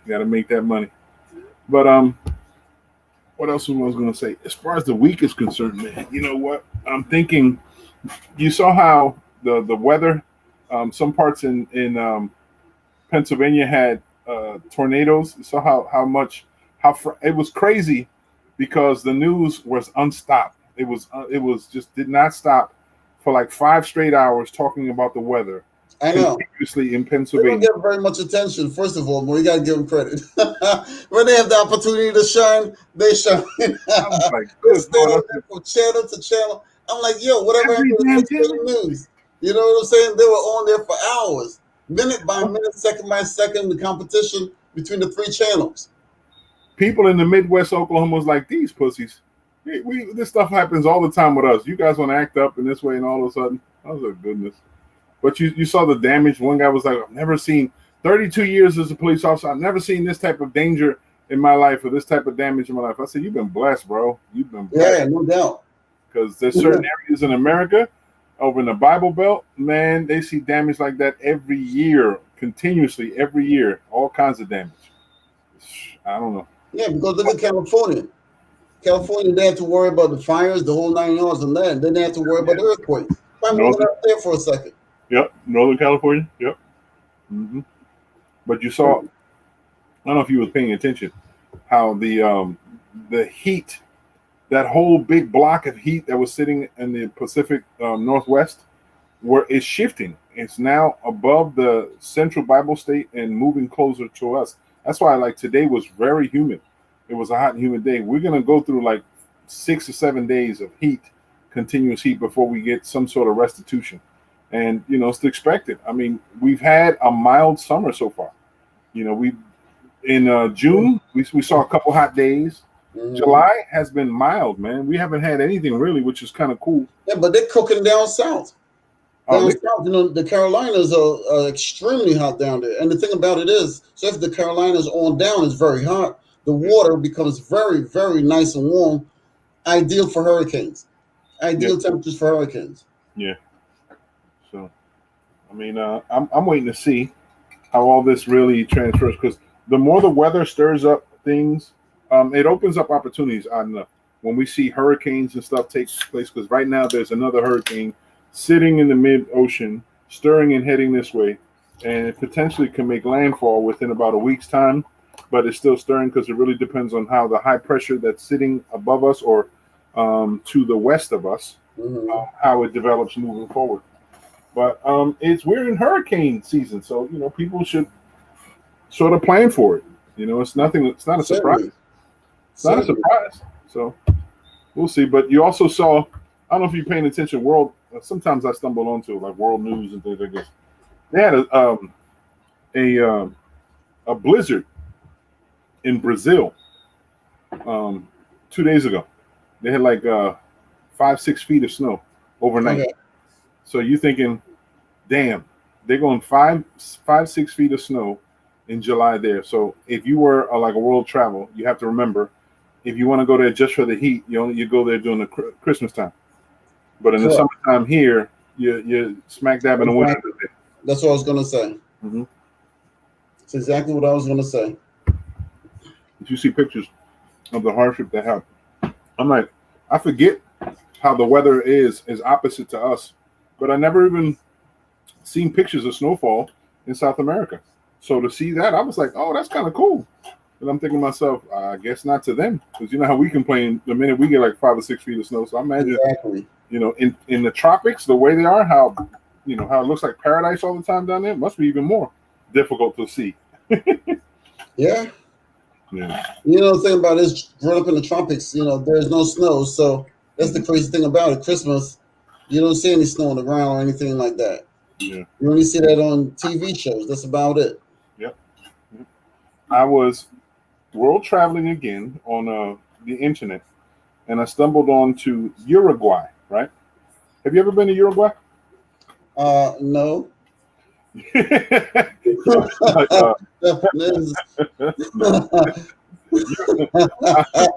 asking because you never know, because you're a worldly man. It's like me asking you, have you ever been to Portugal? Not yet, but I will. But Uruguay, it's oddly enough, it has to be the most perfect place on the planet. It doesn't sit on a volcanic tectonic plate. So it's not within anything with a volcano, any of that shifting, no earthquakes, nothing like that. It's too far south to ever be affected by hurricanes, so it never has to worry about hurricanes. And the way it sits, it's located in an area where when it's warm, it's very warm. It's consistently at 90 degrees for 6 months of the year. Then after that, then you have the temperament weather of 50 or 60 degrees, but it's almost perfect. And it's like Uruguay, it's inexpensive to live there. I'm like, maybe that's where I'll go. I'll hit this lottery and I'll be in Uruguay. You're still trying to figure out where you're gonna go, bro. Hell yeah, Uruguay. You're still trying to figure out where you're gonna go, bro. Got to, man. Got to plan it, man, because when I'm out, I'm out. I guess I'm gonna go from Jersey to Florida and then bam to the next destination. Why not? I'm gonna be traveling. I'm going to pack heavy, huh? I'm going everywhere, man. Because if I can, I'm going to Uruguay, and then from Uruguay, I go to South Africa to go hang out over there. Then South Africa, I'm gonna go to Indonesia. Then from Indonesia, Malaysia, the Maldives Islands, going to the Asian epicenter of the world. Get some hookups and technology. Come out and resell it here and there, man. I got plans, man. I got plans. Hey, nothing wrong with that. That's what everything starts with. You gotta have a plan. Hell yeah. Just like my wife. Everything. You gotta start somewhere. Yep. Wifey's at work, so she tapped in to say hi. Yeah, I was like checking it out. Tell her, say hello. No doubt. You just did. Yeah. So like I said, when you look at different things, I was really impressed actually. I have sometimes when I'm just, instead of getting cabin fever because I don't get a chance to travel much this year at all, so I'll watch videos of people traveling all over the place. I've stumbled onto. She said, "Wow, you got a lot of plans." Yeah, and most of them had you on. I guess I'm not the only one that's noticing. Yeah, I ain't worried about it. She Anyway, concurs with my statement. I got plans. Why not? Shoot. Plan it. Why not? I got to talk it into the universe. But back to what I was saying, I watch a lot of videos of areas I've never thought of, never looked at, never even considered, like countries I've, wasn't too much of an interest. I was like, all right, let me check it out. Let me see this. And I stumbled onto quite a lot, man. Even saw some areas where you wouldn't think the hood exists. Certain areas in the tropics, you'd be like, yo, they got it that bad? Hood like emulating Americans' hoods. I'm like, y'all not real gangsters. Stop acting like you're living in paradise. How the hell are you gonna act the way you act? Well, see, the thing about it is, when you talk about real gangsters or whatever, a lot of the Bloods and the Crips, people came to the country, they infiltrated a lot, and they've gotten into a lot of other countries also. So it's not just here in the United States. You have that down in the Caribbean also. Yeah, man. I saw 2 videos about that type of lifestyle in the Trinidad and Tobago area. Yeah, in Jamaica. Jamaica's like, crazy off the hook. Yeah. Curacao, there's a lot of islands. And what's crazy is the American justice system was for people who were gang affiliated, they were deporting people that were never from these countries. You have people that look like they were Asian descent sent to Laos, and they were not Laotian. They were sent to Laos. They were like Mexican Americans sent to Laos because they were gang related. So then they started gangs in those areas because they could never return. So it was crazy, man. Polynesia, you have all kinds of Crips, baby Crips all throughout Polynesia. I'm like, what kind of attribute that is for America to have an impact on the world like that? Ain't that some shit? Well, a lot of countries, whether you see it on the news or not, there's a lot of craziness that goes on within a lot of these countries that is not, publicized. Mm-hmm. It's not publicized. Like a lot of people love to go to Jamaica, but many years ago, Jamaica had an uprising, which was rather crazy because they had to send for soldiers from the other Caribbean islands to put down, that insurrection that they were trying to have down there. Mm-hmm. It's like in a situation in Haiti right now. There's a lot of foreign aid taking place going on, right? They're even suspecting that this new, the sitting or the interim prime minister had some involvement with it, with the doctor. I'm like, oh man, here we go. You find the truth after a while. But one area that I didn't think would be as well, I'm not going to say I didn't think, I just didn't put too much attention to how Italy, it has a fascist uprising coming in. There's like a big group of individuals in Italy that are trying to promote fascism, which is basically white supremacy in that area. And they're pushing it heavy because of how there's a lot of immigration coming in from Africa going into Italy and the other areas. And you have Africans that are born in Italy who are not being treated fairly. They're not even naturalized. They have laws to say that they can never become Italian, but they love Italy. They're chefs and what have you. Vice did a really good documentary on that. And, but you see, a lot of them are escaping violence in their own countries. Oh yeah, definitely. Like Somalia and things of that nature. The Somalian pirates and the whole 9 yards. A lot of these people just escaping, trying to get a better life. So they end up going into other countries like Great Britain, Italy, some of the others. And then at times they're not being welcome. Yeah. Big time. You see that in Spain and Italy, big time. Mm-hmm. Germany took in a hell of a lot of people from Africa. Yeah. But they also, because after the fall of Germany, after I believe World War II, they start taking in a lot of African people, Muslims, and infiltrated them and put them into their culture, mm-hmm. And accepted them. Mm-hmm. And so it's labor. They don't have to worry about a labor shortage. If you do immigration correctly, you would not have a work shortage. That's the problem with America. Why they're stuck right now, because you have this virus moving around. You have a lot of people that's trying to become, residents or citizens of the United States, and America just doesn't know how to handle this influx. Yep. Even in France has a real big problem, man. They're crazy about that stuff. The French government and the French averages, there's so much racial I'm not gonna say ambiguity because there's so much integration. There's so much biracial relationships here and there that you see individuals that you can tell they're like, all right, they're not black, they're not white, they're gray, whatever. A lot of light skinned individuals and they're French and the whole nine, but they still have to face the bigotry. There's so much of it. I just saw a documentary about the the fashion house Balmain. The main person behind Balmain is this guy named Olivier Verstraun, I think is his last name, Verstraun. Where he talked about his story, trying to identify who he is in France, being raised French and what have you. And his mother was Somalian, his father was Ethiopian. Mother was 14, father was 25. They gave him up for adoption, the whole process of adoption, mom, grandparents, the new adopted family, how they treated him.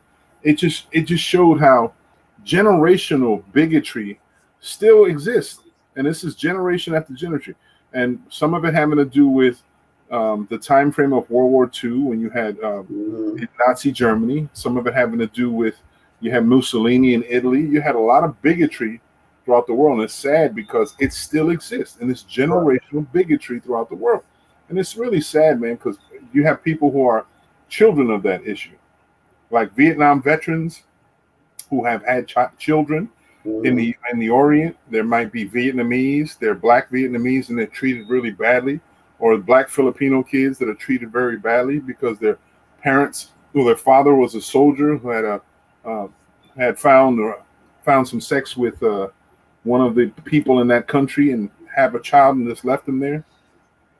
Dad, I don't know what you just posted, but okay. 2 letters. That's what. Yeah, I don't know if that's a picture or something. You might be more advanced in technology and emojis than I am, so it could be it. But you get to see that kind of stuff all over the world, man, and it's really sad, man. It's really sad. And then in the Caribbean, the Caribbean and South Africa, we still joke around about all this. There's in South Africa, you had the Afrikaans. The Afrikaans were generally people from Belgium. Belgium has been a source of racial bigotry and hatred in such a ravaging way throughout the world. You had Leopold of Belgium that created a vast army of individuals coming into Africa just to kill and obliterate nations, almost in entirety. Leopold out of Belgium. And just to say that they've been dominant throughout the world. Belgium was the vehicle to help put Adolf Hitler in the position that he is. Not the country, but the people, the Belgian people, because he was Belgium. He was, I don't know if it's the term, but he's from Belgium and raised in Austria. But so much history and bigotry going on in the world that it still transcends to this day. Generational bigotry is sad. Yeah, I don't think it will ever end. Because you'll still have the hatred in one's heart, and like it says, racism is something that's taught. Yeah. You're not born being a racist, but you damn sure acquire it as life goes on. Yeah. And then you know what? One of the things that I'm getting to see is that there's a lot of people who are, I would call them allies, for lack of another term, who feel like they're not racist. I'm not racist. I'm against racism, what have you. But yet you've enjoyed some of the privileges that white supremacy has given you. You've enjoyed the systems that white supremacy has provided you. And that's some of the problems that we have. Hey. I'm sorry. It was just like a strong smell of, there might be some people walking by my home outside, but the strong smell of weed. It's amazing. It blows my mind how strong weed is. You can drive by someone maybe a block away, the scent of weed just lingers. Oh man, I've never been a smoker. I'm not against the people smoking. It's not my thing. And the smell is just something that I don't enjoy whatsoever. I don't enjoy it. To each their own. I like the health benefits, and if people want to do an indulge as long as it's safe, it's cool. It's not But here goes something for you. Since you're walking down that road, I saw something in the news where Biden plans on giving everyone $100 if you get vaccinated. So what do you think about that? You know what I'm saying? I saw that earlier, but that's like the same thing that like businesses like Wawa was offering $500 for the people who come in and, that were vaccinated as a signing bonus. It's a shame that we're in a situation now where people assume that there's a financial incentive that's going to correct the issue that we got going on. Remember, it was West Virginia was giving out $1 million. You have to remember, Mo, America believes in throwing money at its problems.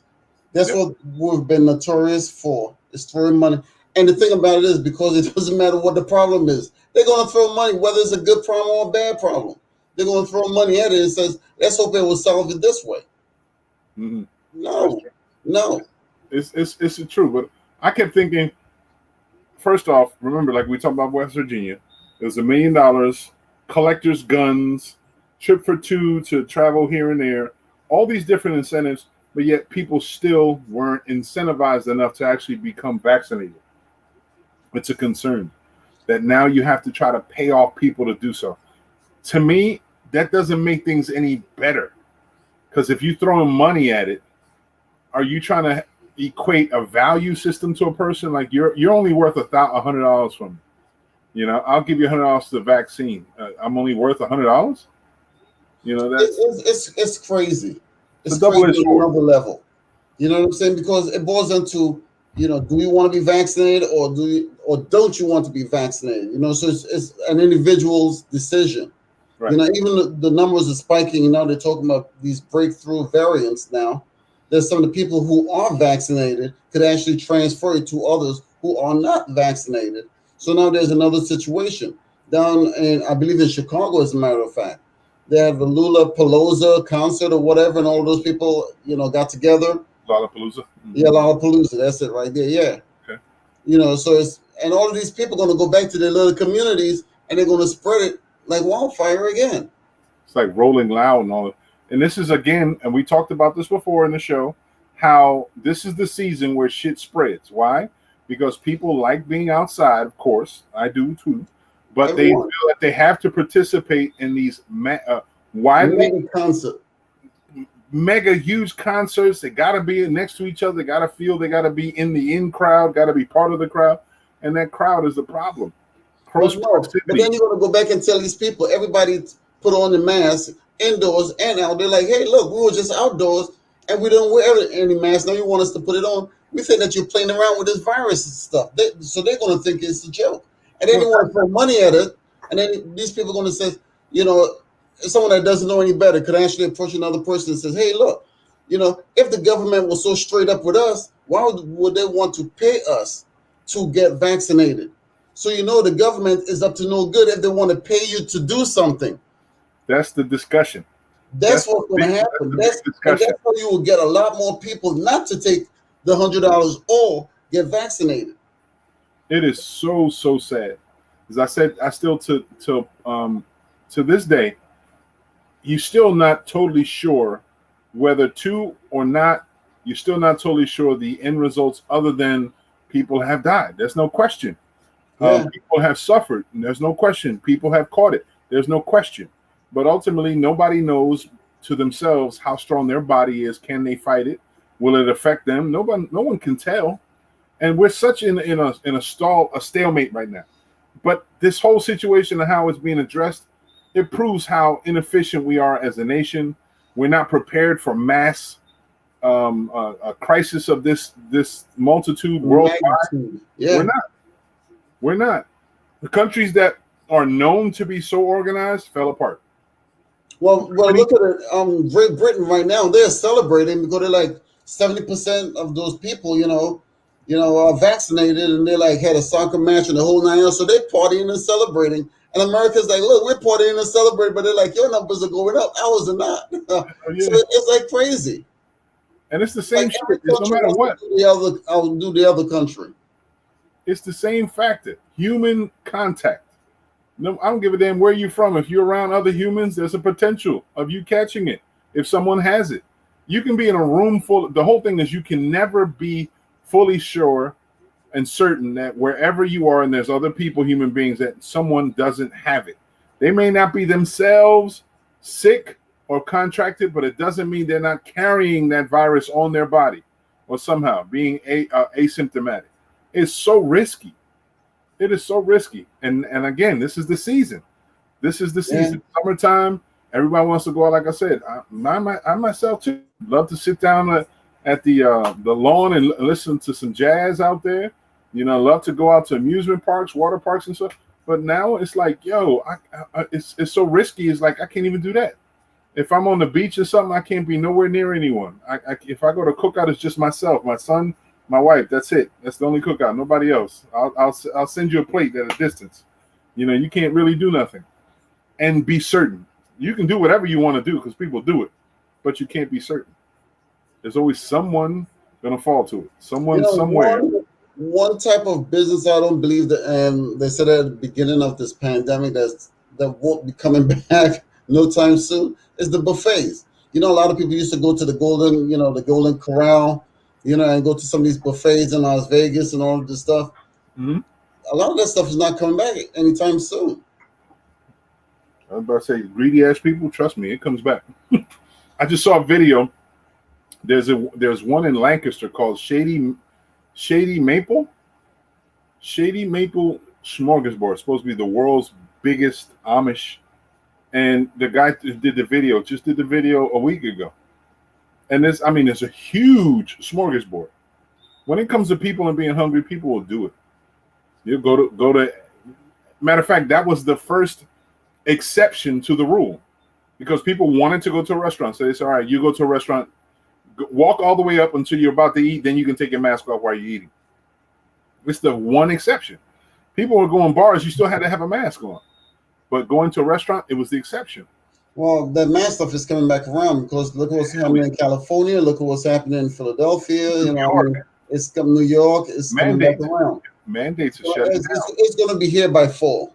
It's going to be right back here by fall. It's and we know this. I had a conversation with someone of importance in North Jersey speaking about the needle exchange program. And I said, all of this politically and non-politically is going to come to a head in September. Why do you think so? Because it's right before elections and the summer season is over.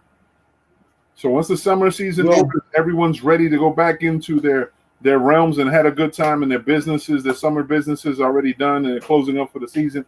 Then they're going to say you can't come back out. There's no reason to come back out. You already went out. You already had a good time. Politics coming in November. Everybody's going to be making, you know, we care about you. So now the mandate is this way. Yeah, but you see, the thing about it is now. But remember to vote.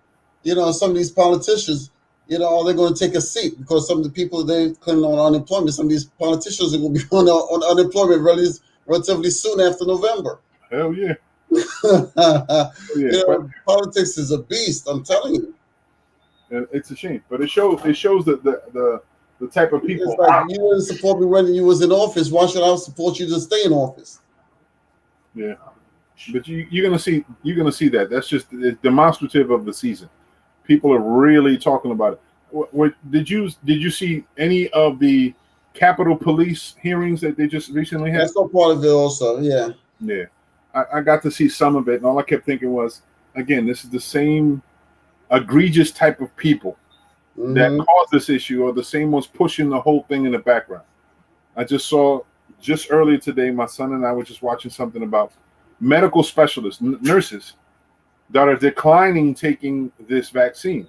Correct. They're saying, you can't mandate me put anything in my body. And I kept thinking to myself, you as a health professional, how you move and what you move and what do you represent in this whole world around an illness impacts the decision of everyone around you. I'm looking at you as a person, a human being, like, damn, if you're not going to take it, why the hell should we? But the Supreme Court came back because I remember that particular case. And the Supreme Court, you know, the young lady that created that narrative, she and an attorney obviously took it to the Supreme Court. And the Supreme Court came back and says, if they want you to accept the vaccine for you to continue to keep working there, they can do so. If not, you find yourself another job. And you're going to see that now. So that's a precedent right there by itself now. So if you're working there, so if your boss, you know, tells you, look, you have a choice, you know, either, you know, take the vaccine or forget about it. Don't even bother. You're going to see that now because that lady set a precedent and the Supreme Court came back and sided with her employer. In private session, public venues or public agencies is different. private sessions, you can do it because it's a choice. That's going to be the ongoing debate. Correct. I think that's still the discussion, because I remember about the case itself, and it was because it was a private employer, and she felt that she has the right to do so. And then the comeback or the document follow-up was suggesting that you do have it, but in an instance where if you have a personal business, a person who owns a business, they have a right to hire under whatever conditions they are, especially under health conditions and concerns to the general public of the people around. It makes it conscious effort, and Well, then the employer makes the decisions, so that's the way how they have it right now. The employer makes the decisions, whether yay or nay. Mm-hmm. Yeah. So that's a big one right there by itself. But she, set a precedent. So that's the case moving forward. Yeah, which is, it's good to have this kind of dialogue right now, because as we move forward and the variants are starting to change, it's going to get different, man. So we have to look at addressing a complicated country called America. If you have some people trying to overthrow the government and other people, it's huge. It's a very huge shift in this country right now. There's a lot going on here. Mm-hmm. Yeah, it's a shame, but it's one of those type of things. Is we saw it coming, we just never did anything to do it, to address it, or to avoid it. We saw it coming. We saw all kinds of stuff. We've seen 4 movies about a worldwide pandemic. 4 films. Never did nothing about it. Oh, it's a great movie. All right, when's the next movie come out? Never really understanding that there's a message there. There's something to consider there. When you see the train or a trend of films and entertainment discussion topics being had, is because there's a big potential of it happening in the future. But here goes something for you. Like that old saying goes, does art imitate life, or life imitates art? Mm-hmm. And that's the situation right now. Yeah, we're seeing quite a bit of it. But we'll be able to face it. I'm just hoping it doesn't end up like iRobot. I mean, not iRobot. Legend. I'm just hoping it doesn't. That other movie with Will Smith, where he was the actual doctor that created this vaccine that turned around and made everyone like zombies, and he tried to find the antidote until the very end, and he basically had to give up his life after the dog. That was fucked up. That's the part I ain't like. All the other shit, I'm like, look, human beings, but you got the dog killed. Man, come on, man, not the dog. But that's it's just one of those type of things, man. I'm fearful of what's inevitable, because the most fucked up animal on the planet or creature on the planet has been human beings. We don't kill for need. We kill for sport. We don't eat because we're hungry. We eat for entertainment. We don't. It depends on the country, though, Maury. It's not. It depends on the country, the geographical locations, because you have black kids out there. They're not eating for sport. They're eating because they're hungry as hell, and their stomachs could actually show the same thing like in Africa and some of these other countries. So it depends on the country. But we're not talking. I'm not talking about. This is a wide brush stroke is what you're actually a broad brush stroke. Well, sometimes you can't do that. It's basically of everyone. It's a synopsis of how human beings have been. There's exceptions to every rule. America is the land of the planet. We all know that. That's why we came from other countries here. We view America as being the land of the good and plenty. And that's why a lot of times America is hated for so long by some countries that don't have that type of benefit, especially the Persian Gulf. In the Persian area, a lot of those areas hate because what we symbolize to them is debauchery, overly sexed, less God-fearing, overly entitled, too much food, wasteful type stuff. All the stuff that everybody's got their own hang-ups, because over there, like it says, you can't participate in porn because they're going to kill you, but then you can actually have 3 wives. Mm-hmm. There you have it. Why would you want to watch porn when you got 3 wives around you? Yeah, I mean, not to mention, I was watching a documentary. They love American junk food. They love the Pizza Hut. They love, Chick-fil-A. They love these things where these bad boys suffer from diabetes. Mm-hmm. Especially in Saudi Arabia, very notorious for ordering fast food. And it's actually it's a social equity tool. It gives them some sort of value because they show off. Got KFC, everything this way and that way, and it's a trip because you would think that in a nation where you have very almost everything, why do you choose the shittiest of the shit? You know, you can have the best food at the drop of a dime. You know, open source, farm sourced, everything fresh, everything healthy, but yet you want some shit that's been Because delivered. it's American made, dude. Made in America. You have McDonald's is all around the world. Kentucky Fried Chicken is all around the world. Taco Bell is all around the world. But it's not American. And the list goes on. It's not American though. Those foods are made and But that's not how they see it. They Right. see all those companies being American made, meaning American food. That's the way they look at it. Well, they just like the social equity of it. Like I said, they just like the social equity. Because if you ever watch any of these videos, these mukbang videos, and some of these eateries, and people do food reviews, they'll tell you in a minute. You go to Asia and eat McDonald's, the food there in Asia, McDonald's is a whole lot different than you are here. You know, the quality of food, the source of the food. You know, you eating a Big Mac here in the United States, it may be beef. You eating a Big Mac over there, it's cod. You know, Yeah, right. It depends on where you go. So, but they have Big Macs and some of these, these other burgers over there. But it may not be a beef burger. It may be something else. Right. It might be a veggie burger. It might be a Spam burger. You know, it depends on where you go. Yep. You might be happy as hell with a large fry here in the United States. You ask for a large fry over there, you're getting tentacles. You're getting deep fried tentacles, nice and crunchy.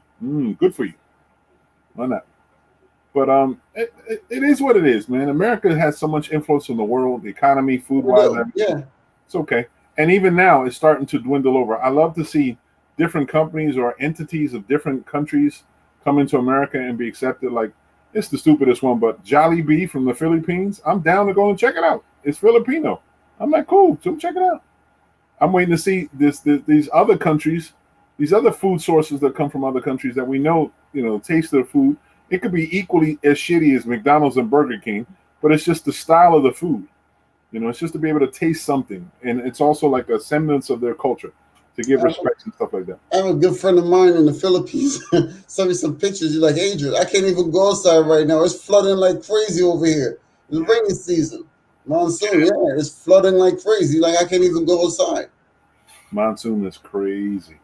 I remember years ago, after the tsunami that took place down in that region of the world, I watched, it was a small documentary on monsoons and the raining season.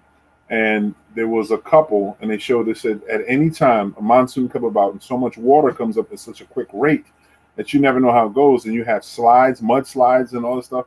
They said this couple was walking down the street. She turned around to look to her husband or whatever the guy was. He was yelling to somewhere else where she wasn't paying attention. And within seconds, she was swept up by a current of water that she had no kind of idea that was coming, because it was a monsoon and not too far away. The rainfall and all that stuff came about, and they created a mudslide. That happens so often. And people don't pay attention to that stuff. It just happened in Germany and Belgium. They weren't paying attention, and boom, all kinds of water come around. That's my mother-in-law. Yeah. Yesterday was my mom's birthday. Yelling again. Oh, okay, yeah. Happy belated birthday to my Umi. 82 years. 82 years young. Wow. Mm-hmm. So party time for her. Yeah, definitely happy birthday. Yeah, no doubt. Yep. If everybody wished her happy birthday. Birthdays are coming up, Yeah. Mine is next week. Yours is next week too? Yeah. You're Leo? Okay. That makes sense. The 7th, yeah. Makes sense. When is it? The 7th? The 7th, yeah. I believe that's next Saturday. Okay. Nikki's birthday, my mother-in-law's on the 8th. Wow, day after. Yep. So, okay. Leo's in the house. All right. No doubt. Passionate people, man. We get into things and we stick to it. Very stubborn, but very loyal. Everybody keeps saying stubborn. It's a matter of confidence. Come on, guy. Get with the program. I'm an Aries. There's a difference between stubborn, and being confident. Everybody says, I've listened to that nonsense for all my damn life. You're very stubborn. Stub my ass. I'm confident in what I do. Please. So I didn't get to where I'm at sitting my ass, I'll tell you. For every stick and bone in order to get to where I'm at. Yeah, my cousin said that I was talking to my cousin last week or the week before. She like, cousin, you've always been stubborn. I almost lost it on her. She almost paid the price. She almost paid the price for stupidity. That's funny. Stupidity comes with a price, and she almost paid it. Watch out, that I was cha-ching. forced to catch myself. That's funny. Yeah, But you know. I sit there and laugh. I sit there and laugh because she said the same thing. She said, "Watch it, son. That's right." You know, it's the difference between, just like some people are like, oh, you're insecure. Insecure. No, you're confident. You know what I'm saying? You know, stubborn. No. You love hard. There are other words that we could actually use in the English vocabulary that actually differentiate a lot of us from the stupidity made by others. Allow me to clarify myself on that. I'll tell you what, they say that same thing about Aries. I've got no problem. You can say it all you want to. My older brothers are Aries. You know what I'm saying? But we're cut from a different cloth. I'll tell you. Because he will tell you, oh, Adrian, if I have to stick to it, I have to see it through. That's the way I roll. I'm not going to quit. I'm not going to give up. I just don't recognize those words. That's right. But that's how we are. You know what I mean? That's certain attributes. Look, Mo, you had a nice website. You got the radio station, all that. Kudos. You know, I had to go to school for this stuff. I drove from Atlantic City all the way outside of Newark, New Jersey, a number of times a week just to learn how to develop websites. And ironically enough, the person I was teaching them was a Hispanic guy. You know, and I can't remember the show that he had. It was on Channel 6. Puerto Rican Panorama. Yeah. Why is that ironic? I actually picked up on that, and I drove all the way up there. You know, I kept at it. When I went to Penco Tech, I kept at it. All of these things, I never quit. No. You know, so I became what I am.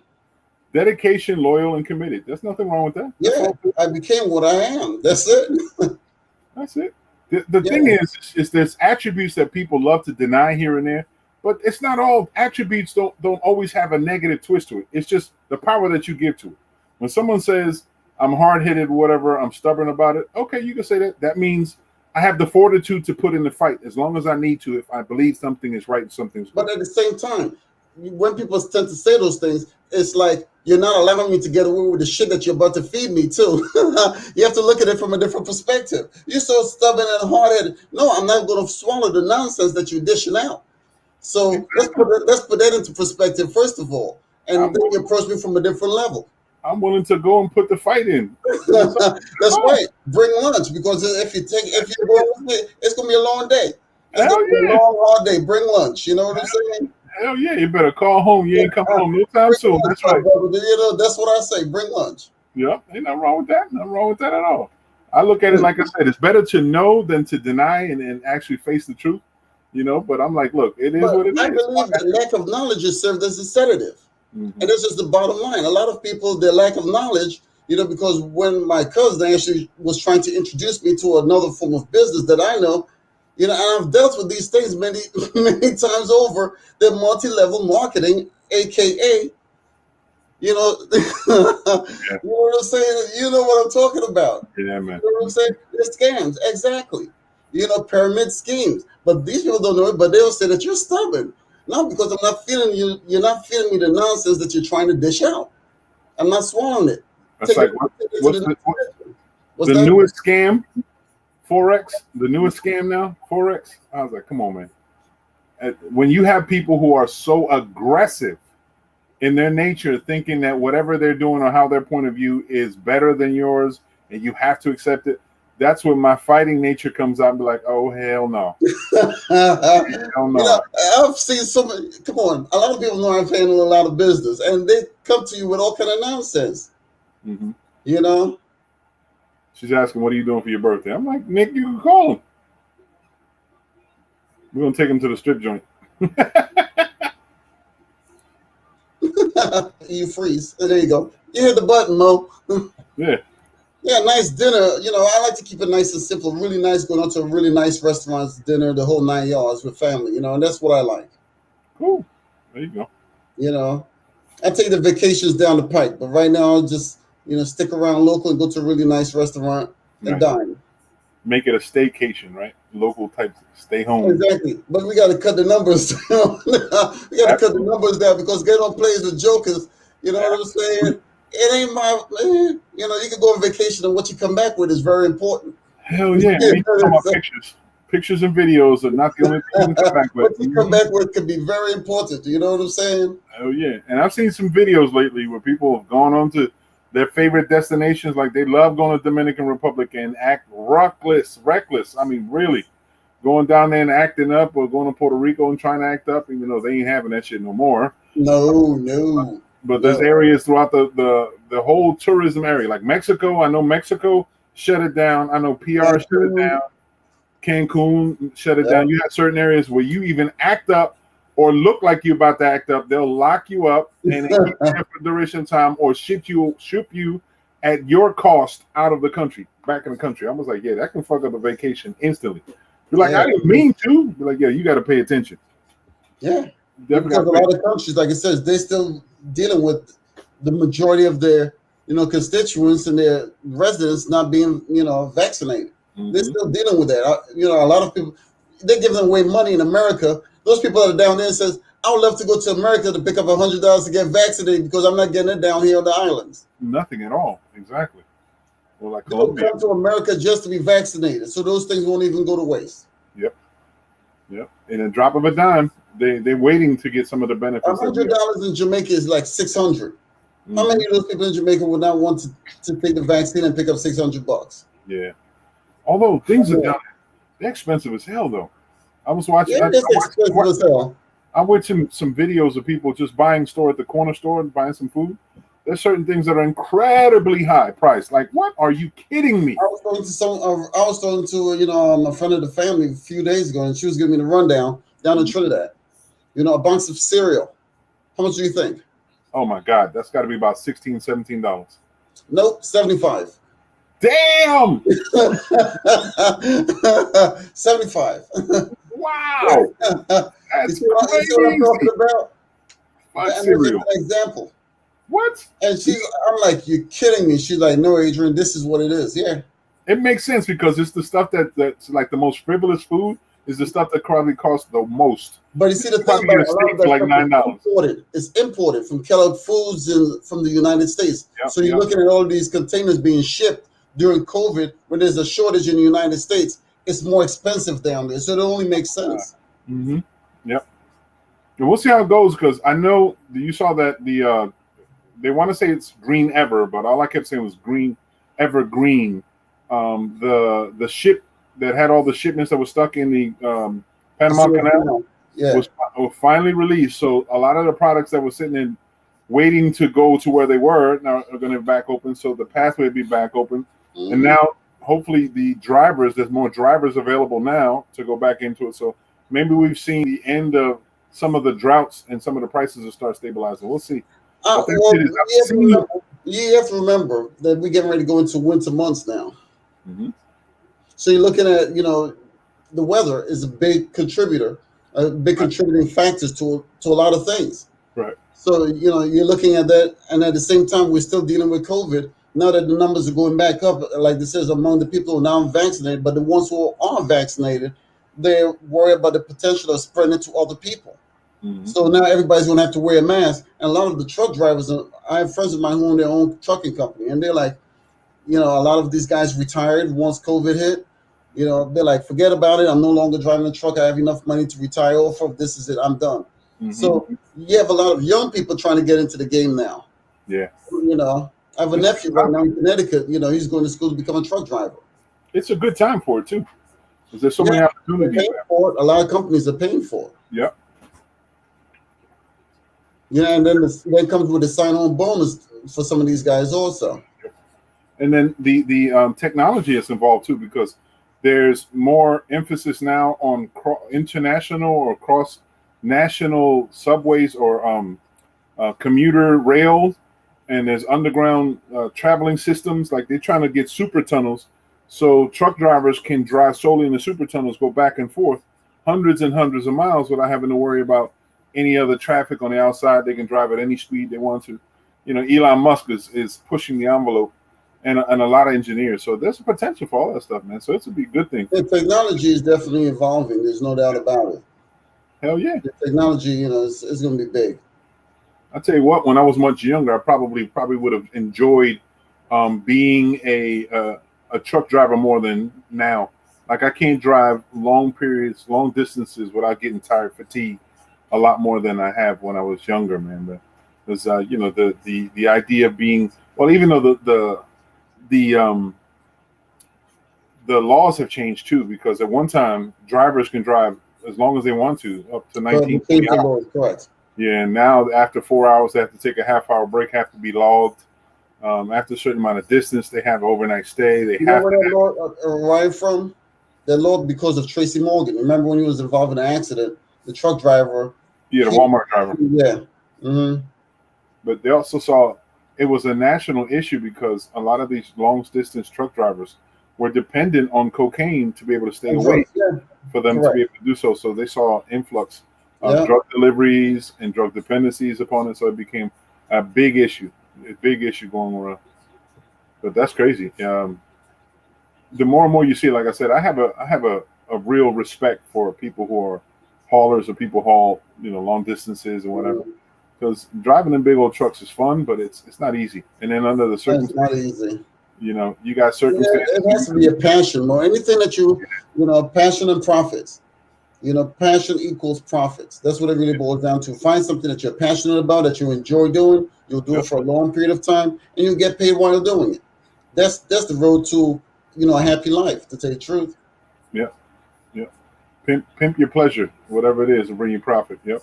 I have Exactly. a cousin of mine from Virginia. We call him Bubba. His name is Kevin. He's a long distance truck driver.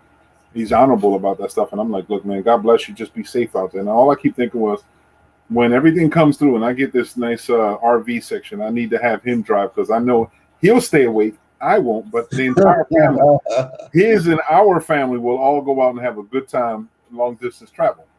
So, but You still think about getting that food truck going or something down the that, pipe? that too. Nice food truck, at least one. Yeah. A food truck. But I want to see if I probably invest in an RV too, man. Because just the travel places, just pop up, go Okay. into like the Midwest and shit, and pop up into a You park. have a podcast going or something? Yeah, on the go. Why not? Why not? Being old on the Podcast. road. As soon as they tend to do that, have podcasting on the road and Why talking not? about all the stuff and writing Yo, books and selling them on the internet and making money that way. hey man, that can happen, man. Why not? You can either be old heads on the road or gray on the go. Why not? That's how it is. Just enjoy life. What it is from Yeah, our that's what it's perspective. about. That's what it's Yep. about. Just enjoy life, man. Visit places, go to eateries to try different foods, try dancing. I know my wife loves to dance, so we'll be line dancing Kentucky, go and do the bop in Chicago, come back down to Vegas and jump in one of those square dancing holes that they have up in there in Vegas, and go to California, end up on a Soul Train music reunion and shit, and she can be the Asian girl. You cold. Man, I'll tell you that. But why not have opportunities to go travel? Yeah. And even in these circumstances, like if you noticed, because of the pandemic, a lot of things have changed also in being able to travel. I've seen there's, how they say first class travel. First Yeah. class is dying. They said there's only one or two companies actually that has first class. A lot of international flights they have their own version because those are the super ones of $5,000 for a ticket to go somewhere else, but they treat you like kings.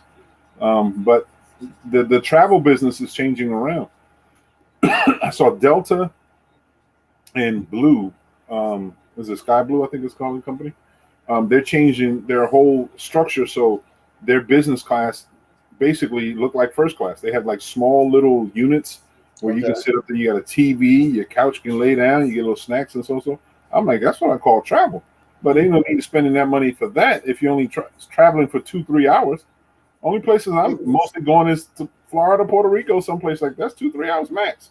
Now, if I was going to Europe, yeah, a little longer. Why not? I remember back in the day when they used to serve those airplane food. Uh-huh. Back in the day, yeah, you try from here to Trinidad or whatever, and they serve a meal on board the whole 9 yards. Some of that stuff was good. I remember traveling either Puerto Rico or when we went to Colombia that one time. Food was really tasty. Airplane food. You know what I mean? It wasn't much of it, but it was still Yeah, good. it wasn't much is right. Small little plate, like We're gonna remind you exactly. what You it know, looks with a like. little knife and fork. Yeah, Just pretend that you're eating. that's it. That's it. A little miniature So version of it. you're hungry as hell. It says, take me to the nearest restaurant. It's a metaphor. All it is to keep the edge off, so you don't kill somebody for the food that they've stuck on board. But look at all the violence that's been happening on the airlines. It's unreal. Some of these people fighting. Everywhere, man. Everywhere. People fighting Why all can't over we the just get along? I guess the pandemic and all the shit, and you never know. Just it's the season of the witch. You never know how it is, man. People, true essence of people come out because you see some shit, and you in most horrible situations where people are getting killed and beat up or something like that, especially restaurants. I just saw, and you see in Brooklyn, I think it's called John's Pizzeria. They had an all-out war. It was all like 50 Italians inside beating each other up like crazy. Wow. And it was based off of just like somebody complaining about the pizza taking too long to be made. I'm like, damn, they were going at each other like crazy, beating each other. It's taking too long to make the pizza. Just walk out. Go to another pizza joint. I mean, Yo, it's a simple solution right there. Either John's Pizza is that good where people are getting hostile, or shit is just that bad in Brooklyn. Pizza. Yeah, you know, where did you get that black eye from? John's Pizza. We just got into it. You know, Eating a slice of pizza, but I got my pie. I got my pizza with they had extra a cheese. shooting outside of Pat Steaks in Philly. Yeah, this past week. Yeah. Oh, that was crazy, man. It's more and more. But again, these are places that people congregate. Any chance they get to congregate, shit can happen. You know, you sitting outside waiting for your double meatball parm and getting 2 meatball parms in your eye. So that's the crisis that we have. People don't know how to act around food, let alone around one another. I know. Shit, I wish I would see somebody act up. I'm like, look, I'm not that hungry, thank God. Exactly. That's me. There's way too many joints to actually stand, you know, like crazy. Mm-mm. I'm not that hungry. I'm not interested in being in an atmosphere like that. I just thinking how people are just assholes. Human beings, we're just assholes sometimes, just looking for any kind of reason to act up, any kind of reason just to be bullies and stuff like that. I can't stand it. I remember I went to a restaurant up North Jersey, and the place was pretty empty. Mm-hmm. And these guys are taking so long to freaking fix it, you know, a simple meal or whatever the case may be. I'm like, you know, my time is up. I got to get up out of here now. You know, it's ready. Ready for what? Ready, I'm going. Mm-hmm. That's it. I'm fairly hard on a restaurant because I expect if I'm spending my hard-earned money, I want you to first off treat me accordingly. Correct. You know, respectfully, making sure everything is timely within time.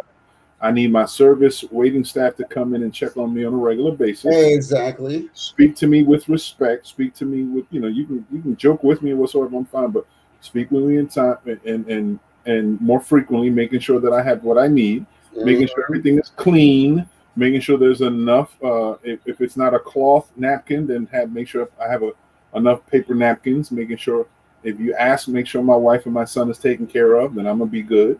You know what I mean? If you just double check on me. Exactly. You know, when you go to a restaurant, Mo, it's like going to someone's home to eat. You know, exactly. You want everything to be up to par or even above board. You know, above standards. You know, Cracker Barrel did not do it for me whatsoever. You know, I told them straight up, even though they're like, "Oh yeah, you can come back and get a free." I don't want nothing free from you from this point forward. I can do that. You burnt that bridge. You know, for me, it's one and done. If the first impression is the lasting impression. So you want to, you know, everyone that walks through the door, you want to actually treat them with respect and do the right thing. Because if the shoe was on the other foot, I would be doing the same damn thing. You know, make sure that everybody's respected, make sure everybody's taken care of in the whole 9 yards. But that's what it's all about. But you know, don't treat the people like if they're just another dollar bill. It just doesn't work that way. And you know what's crazy? When you go into a restaurant and because of what you look, the color of your flesh, you already get categorized as being a bad tipper and so on and so forth and look this way. And I always blow their mind because I tip heavy. Yeah, so do I. I love to see that brain go around in circles. Yep. When I see good wait staff, we bless them above and beyond their normal. You know what I mean? Famous, you know. We'll leave I got a good one for you, Mo. Just I think 2 weeks ago, I went up to Wildwood. Everybody these days use credit cards. Debit cards, credit cards is the thing. You walk up inside this place, they don't actually accept credit cards. They only take cash. You know, so I'm like, okay. After the young lady came to me and she's like, "Oh, we don't accept any credit cards. We only take cash." I'm like, "Where's the sign?" They have a little small sign by the register. You know what I'm saying? I'm like, "Please." So I told the young lady, I said, "Look, do me a favor. Get me the manager." The manager, she's like, "Not a problem." She went next door and actually processed my credit card. They came back and had me sign it in her restaurant. Okay. All right. Well, at least she afforded you that She used opportunity. a form of ingenuity, and that's what I like about entrepreneurs, the ingenuity. And that's what she did. And I told the young lady, I says, "You see, now the cash was meant for you." And that's the reason why I actually carry a credit card in cash, because the cash goes directly to you and the credit card goes to them. Yep. Good balance. Exactly. Because folks don't realize that they get taxed off of their tip. Exactly. That's why I do it that way. Right. I always pay in cash. I always tip in cash. Tip in cash. I may pay the bill, but I always tip in cash because it's always and pay the bill on a credit card. Correct. Yeah. Because the federal government don't have to know how much I'm tipping them extra over top of the especially when you work all your life, or the majority of your jobs were tipping jobs, you don't want them to be taxing you on those things also, even though they do that now, like valet and some of the waiters and waitresses and stuff. Yeah. Shit, I remember for my son's birthday, he was just going to hang out with his friends, wanted to hang out at, what's that, Robins? Red Robins. Red Robins. Right, Red Robins. And he just wanted to hang out, whatever. So my wife and I snuck in there, spoke with the managing staff, and asked them, "I want you to embarrass my son. I want you to embarrass my." They were like, "Oh my God, what do you mean?" I said, "I want you guys to embarrass my son, spill stuff on him, make his wait staff incredibly uncomfortable, everything." I wanted him just to bug out because I was in the distance videotaping him and doing a whole nine. And I said, "Listen, I want that, and I'm also going to create a little bit of a food fight. I guarantee," I said, "please, if we allow us, I will make sure I'll clean up the entire area, and I will make sure I'll take care of the wait staff and the whole nine." So the manager was like, "Look, I haven't heard any like this in a long time, and I'm with it. I'm down with it." It was like, I'm down with it, and he gave me his most the veteran wait server, is female, the server there. She knew exactly what I wanted, and she was like, "How much do you want? How hard do you want me to go?" I said, "Go all the way, baby. Go all the way." And she did. She did some incredible stuff with at the end of the night, I tipped her real nice. I tipped her colleague that was there and made sure everything was clean too. And they were like, "Yo, we really enjoyed ourselves as a staff. And thank you for coming." I said, as long as you make our experience worthwhile, I want to try to make sure that your experience is equal too, because you're taking time from your regular work staff to help me with this situation. So it is. So we made sure I tipped her in the beginning to let her know who we were, but I tipped her at the end because of all that she did. It was funny. It was cool because the wait staff, the waiter, she kept coming back by him and would bring him extra straws. After 10 visits, he had a pile of straws in front of him, and he kept asking her, "Why do I need all these straws?" It's my son. He's not rowdy, nothing like that. So he was like, "Why is all?" And they're laughing. All his buddies are laughing at him. And then she accidentally spilled something. It was like a hot chocolate or something with cream, and it spilled onto his lap. And everybody's laughing and the whole nine. And he's looking at her, and automatically he clicks, "Where's my dad? I know my dad has something to do with it. I know." And then I'm peering at the corner, the tip of my eye. You can see my camera videotaping. He says, "I knew it. I knew it was my dad. That's me. I'm Mr. Prankster." So we had a good evening, and the food was pretty good. We all laughed, and the wait staff enjoyed it, and the manager enjoyed it, and he had an exceptional night with his friends. So just in case you see some crazy shit at a local restaurant, it might just be me. That's something else, Yeah. But I went to this place recently, and I told a young lady, she's like, "Oh, you're Adrian, right?" I'm like, "Yeah, how did you know my name? Because I never gave you my name over the phone or anything." And I said, "That's my problem. I'm coming into this restaurant a little too often." I said, "I got to back up from you guys." She started laughing. I said, "I'm coming in here a little too often. I got to back up from you guys." No. You start calling me on my first name basis. I'm like, "No, I'm frequenting these places too much." She's about to bring your whole the credit report and everything. Remember this time when you forgot to pay this, and then you paid it like double, triple time this way and that way? Yeah, it's like unreal. Yeah, man. But certain places become like regular. If you're comfortable, it's within your budget. if you're within your budget and the food is made really well, Correct. you'll end up going like my wife really likes Texas Roadhouse, because it's an affordable place. The food that we've gotten has always been pretty good. It's not bad. There's another place up the road that's a Mexican restaurant. It's actually Americana Mexican, and it's behind the Texas Roadhouse back there where CarMax is, and I can't remember this. I think it's the old Berlin Road. I think that's the junction off the expressway, and that's our favorite secondary spot because it used to be the Cheesecake Factory. Because every time we went, food was exceptional. We had a good time. So we've gotten to know because I'm a pretty big guy, as you can tell. And then every time we come in, we've always tipped really nicely. Mm-hmm. And I'm fun. I like to joke around. I'll talk to different people. I'll sing songs loudly. Don't come around me and sing Happy Birthday because I'm getting up singing loud. I'm just like that kind of guy. If this is where I'm going to unwind and have a good meal, then I want you to unwind with me, and we're gonna joke and with me. And if it's good enough, I might end up buying your meal for you. Okay. So it's just one of those type of things. But eateries are really important. When you can find a good one, decent meal. I told my wife there's another restaurant here in Lake City that was exceptional for what it was. It's called Satara. It is Afghani French fusion, right? Where's that located? Off of Arctic in Georgia, between Georgia and Mississippi. It's on Arctic Avenue. It's on the right-hand side, right next to the Asian pizza place. Okay, I saw that one time. I was, going to White House over there, and I walked right by it. Right. And so like on the right-hand side going uptown, right? Right. And the food is pretty good. It's not exceptional, but it's the ambiance, the atmosphere. It's the Afghani look. So, you're sitting on pillows. You have an indoor courtyard. You had these loud-ass rude parrots, all these palm trees. Really beautiful atmosphere. I love that atmosphere. So we went there. My wife and I went there twice. Was it twice? I think twice. And we enjoyed ourselves there. And I keep saying maybe we should go back.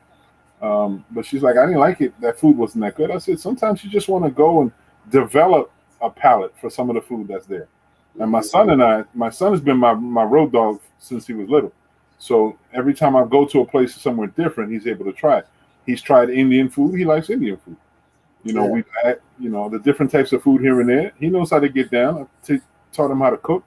He can get down if he need to. My wife has enjoyed the meals. She hasn't enjoyed making the meals, but she enjoys the meals. So she's learned. But there's places all over the place that really work on it. Like I just stumbled onto a place called Crabs du Jour. Yeah, I saw you posted that online. Where? Yeah, it's a franchise, and it's like little bit above fast food, but it has seafood. Mm-hmm. Something. Where they're located around here is what I'm looking at. Crab du Jour, it's actually supposed to be opening up at Hamilton Mall in Mays Landing. Okay. Yeah, I think that's the proposed spot. One of the people had answered. I did a post about not bad. It's pretty good, in there. And somebody had agreed, and they were like, did the one at the mall open up already? I said, the mall? No, I'm up in Williamstown. And so that one's going to open up. And the whole concept, because you notice how what's popping up now is the seafood boils and Louisiana type cooking is popping up all over the place. I was in the Reading Terminal last week, and they had a lot of all of that stuff up there.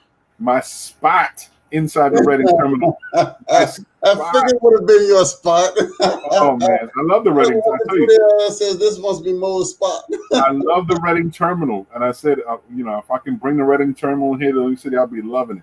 Yeah. But there's a spot in the middle of the Reading Terminal that has a Louisiana-based Cajun food. I saw it. Yeah, I was there. And their etouffee and their jambalaya or gumbo. Gumbo. The gumbo was heavenly good. It was so good. It was so good. Some good shit. Some really good shit. I was like, okay. Yeah, anyway. The Reading Terminal. Yeah. Yeah. But Crab du Jour was pretty good. The food was. Yeah, but Jamaican place up there also the Reading Terminal. That's pretty good. Very healthy portions, no doubt. Where? What are you talking about? In the Reading Terminal. All right. Did you visit our girl? What's that? Did you visit our girl when you went there? At the Jamaican spot, the Caribbean food?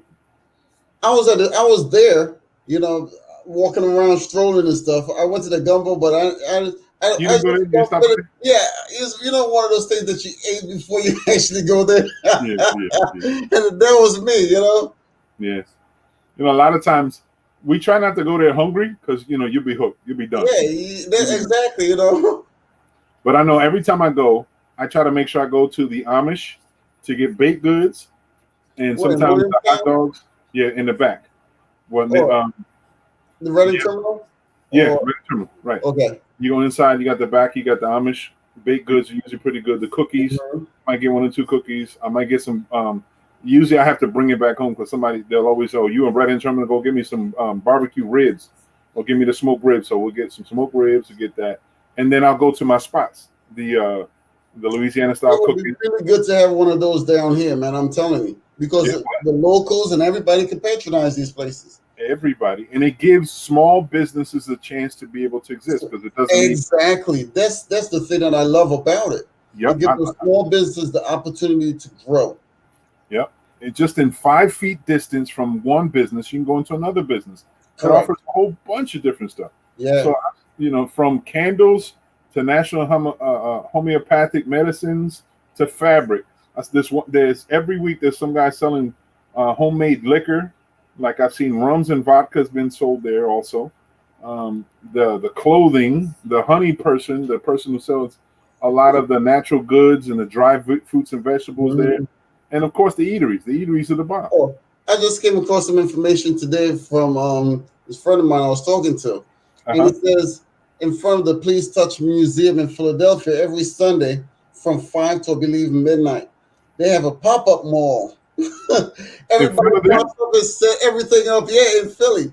Because remember, the code enforcement, all those guys are off. You know what I'm saying? So Oh, between okay. 5 and midnight. So Oh, please. everybody pops up, they put a tent, the whole 9 yards, and food and everything up there from Wow. In from front of the 12 touch to me? midnight. Yeah. Right. Every Well, you know Sunday. what? That's a nice little spot. That little area, that park Yeah. area. So the museum closes, he said around 4 or 5 o'clock, and everything starts from 5 until midnight. And Oh, then shit. right in front of there, everybody set up their stands and they cook and Caribbean, Western, Chinese, everything. When does that happen? Every Sunday. Okay. All right. Maybe one of these Sundays I'll pop Yeah, up. exactly. I said, I gotta check that out. That's interesting. I like places like that, man. Stuff like that. It just shows. Just like going to like Cowtown or Berlin Market, stuff like that. So Correct. I enjoy places like that. It's not about undercutting or being cheap because sometimes I am, but it's just the atmosphere. You know what I mean? It's being vendors and people with pop up ideas, new dreams, new businesses starting, and then you got Correct. grassroots chefs and really good home cooking. Yeah. So ain't no reason why. I'll check that shit out in a minute. I Yeah, like. because I remember when I was in New York one time, I was in Harlem, and it was around the time, where it's like, oh man, you're getting kind of hungry, and everybody's like walking across I'm like, what the hell is going on over there? This one lady was actually, Hispanic lady, she's just cooking, and then she's actually putting things into a platter and passing it through the window. And the guy was collecting the money like back and forth from the first floor. Okay. I'm like, hey, entrepreneurs, man, I'm Oh telling you, yeah. Getting it in. Why not? Getting they it were in. getting it in, definitely. I know last time I went to Harlem, it's that one. She's a Jamaican woman that makes food out of the small little food cart that she has. She's world famous, and you walk in there, she's like Miss Marie, I think. So I remember watching a food show maybe 2 weeks before I went up there, and I was like, Miss Marie. She's like, yeah, baby. I was like, oh my god, I just saw the food show and I saw you. She's like, yeah, you like it? You gonna order? I was like, yes, man, I'm gonna order. Like she's like quick on business. All right, don't waste my time. You're gonna order. Okay, cool. What do you want? Okay, you want oxtail? Okay, oxtail, good. You want beans? You want beans rice? Okay, good. You want rice? You want roti on the side? No, I said, here you go, roti. See? The magic word, man. I tell you, because I told you, Anthony is like, because he's contemplating putting one of those down here. Mm-hmm. I said if he was to do that, he will give Yardies a little run for his money now. Hey, man, I think there's enough space for everybody. Because, like I said, one thing that Yardies, a lot of the Trinidad cuisine, such as the doubles and things like that. Mm-hmm. That's what they had at the festival. This past weekend. They had doubles and all of that kind of fancy stuff from Trinidad, and but that's the stuff that they don't have like in Jamaica like that. Right. It's because it's more like an Indian type cuisine catered, from Trinidad or whatever the case may be. So I'll tell you, it's cool. If you see people be able to bring and expose the world to their food, why not? When we break bread together, we learn to be tolerant of one another. And like I said, that would be really good to have something on the same level like a Reading terminal down here. It would save a lot of people traveling. It would actually bring a lot into the community also. So they really have to, and and putting it uptown would not be bad also, because you can hop on a jitney, you could go up there and you can go downtown. So because I know a lot of the businesses will start complaining, hey, look, why can't we be up inside of you taking away food off of our table? You know how everybody starts beefing and taking money off their table. But then it's not a matter of taking money off your table, it's that the type of business that you're doing and the food that you're cooking isn't all that great. So you have to take the competition. You should love competition because it makes you step up your game. Right. I don't know about uptown though. When I talked to Anthony, I said, you got to really consider foot traffic. When you have an opportunity to get in the foot traffic or the overflow of foot traffic, you get more successful that way. But if you have to travel in, being bussed in, or take a little bit of travel to get in there, then you're dealing with a niche market. Like I said, Gardner's Basin would be cool to develop something because Gardner's Basin would become a destination, but then we don't have as much foot traffic there, but it could promote it. If you get closer towards central Atlantic City, then you have the people who travel off the bus or the train. Yeah, but then they have to deal with all that kind of the CRDA. Well, if it's not necessarily, and there's a way to do so, because you have the area is dissected. The city's dissected in certain areas. Certain areas are considered a tourism district, and of course. But if you're a block away from that tourism district, you have access to everything else, but you're not in that jurisdiction. So where would you say Indiana Avenue around there, where the Popeyes chicken, moving? If you know where I said or MLK is on Atlantic Avenue, you have a big lot on the northern side of Atlantic Avenue. You have a really big, real big lot there. Because it's so big, you get a built foundation. Where's this? I'm trying to picture it in my head here. Okay. Popeyes is on the far corner. If you look at that's across from Dunkin' Donuts right there. Okay. Right. Go one more block in where MLK is. You know where MLK is? Okay. Right on the corner of MLK, opposite to where Miss Audrey's store is, you have a large lot. Okay, I know where you are now. Yeah, because you see a lot of plants a lot of trees. There's a lot of foliage and things like this that are hardscape to prevent, the look of just blah. You know what I mean? Because that's what the SID did. CRDA beautified it, made it look really nice from a distance type, but you can't see that it's a big lot. It's a huge lot right there. So in having that lot, it's only 2 blocks away from the bus station. It's 3 blocks away from the train station. It's in the mid city, so you'll have tons of access to the residents of Lang City, and it's a block away from the walk, so it encourage more distance, more foot traffic from that whole entire area, which would increase the value of all the stores in that area also. Would that property be up for sale is my next question. It's been up for sale. It's been up for sale? Okay, I want to bring that to his attention. Yep. Because right now he's looking for something down here. Mm-hmm. And because it's on a major thoroughfare off of MLK, because it's the road itself, it's in the casino district, but the location of the property is not. So it's like MLK and Atlantic Avenue right there? Right there in the corner. It's a big lot. Yeah. Okay, I know where you are, right? Because right across from Center City Deli, right across the street. Right. It's virtually a whole city block, except for the buildings that are on the corner. Those are the only things that are on that block. That entire block is open. You said I gotta take another trip down there and check that out probably tomorrow or so. Yep. So if you wanted to, if you keep it on the north side on Arctic Avenue, have an entrance on Arctic Avenue, you would be less likely to have to worry about CRDA to get involved, to want to impose anything, because it's roughly 2 blocks from the tourism district and a block from the parameters of the tourism district on the other side. So it would be mid-city and having access to all the stuff, train, bus, all that area, and not too far from everything else. So it would actually be a pretty good location where you can get it. And so that would be a good location for a restaurant or the facility, even if you just wanted to put a hardscape facility to have like a Reading terminal. Okay. You know what I mean? If you have a big warehouse type stuff, a foundation, you have indoor, outdoor, or open doors type stuff, and just a slab. I want to do a drive by tomorrow. Probably take a look at it because I had no idea about that property being, available. So I want to check that out and see what's up. Then I'll send him some pictures. I give him a call when I get off here tonight. Okay. Yep. Because that's just one of the prime spots, because that whole place from the boardwalk all the way down is empty. Because right across the street from that, you have a couple stores on Atlantic Avenue, but behind it is empty, and you have nothing all the way to Pacific Avenue, then nothing all the way to the boardwalk. Because that's where it says Black Lives Matter on that street right there. It seemed like it used to. Right. It used to. Yeah. They took that up, or yeah, that was taken. Okay. Yep. Another $30,000 wasted. Yep. Mm-hmm. Yep.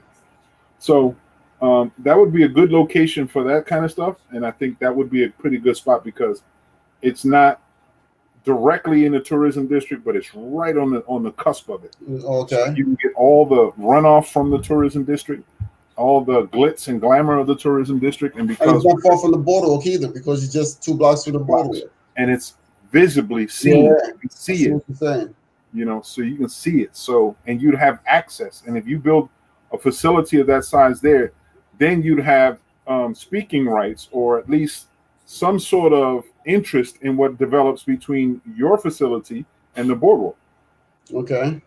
So say if they finally got together and built a Dave and Buster's there, and you got Dave and Buster's, and you got your Reading terminal type stuff a block away. Yeah, definitely. So it'll be the apex of business and recreation in that area. So you'd have a damn good place and a damn good thing to do. He can build that, and then up top he can have his that festive restaurant type stuff, patio style on top of the building, like he was talking about. It'd be kind of cool, right? What's that? I said it'd be kind of cool if you have that. Exactly. And that's, like I said, I want to bring that to his attention. So I want to be down there tomorrow checking it out. Okay. No doubt. Cool. I have a wedding to do tomorrow night.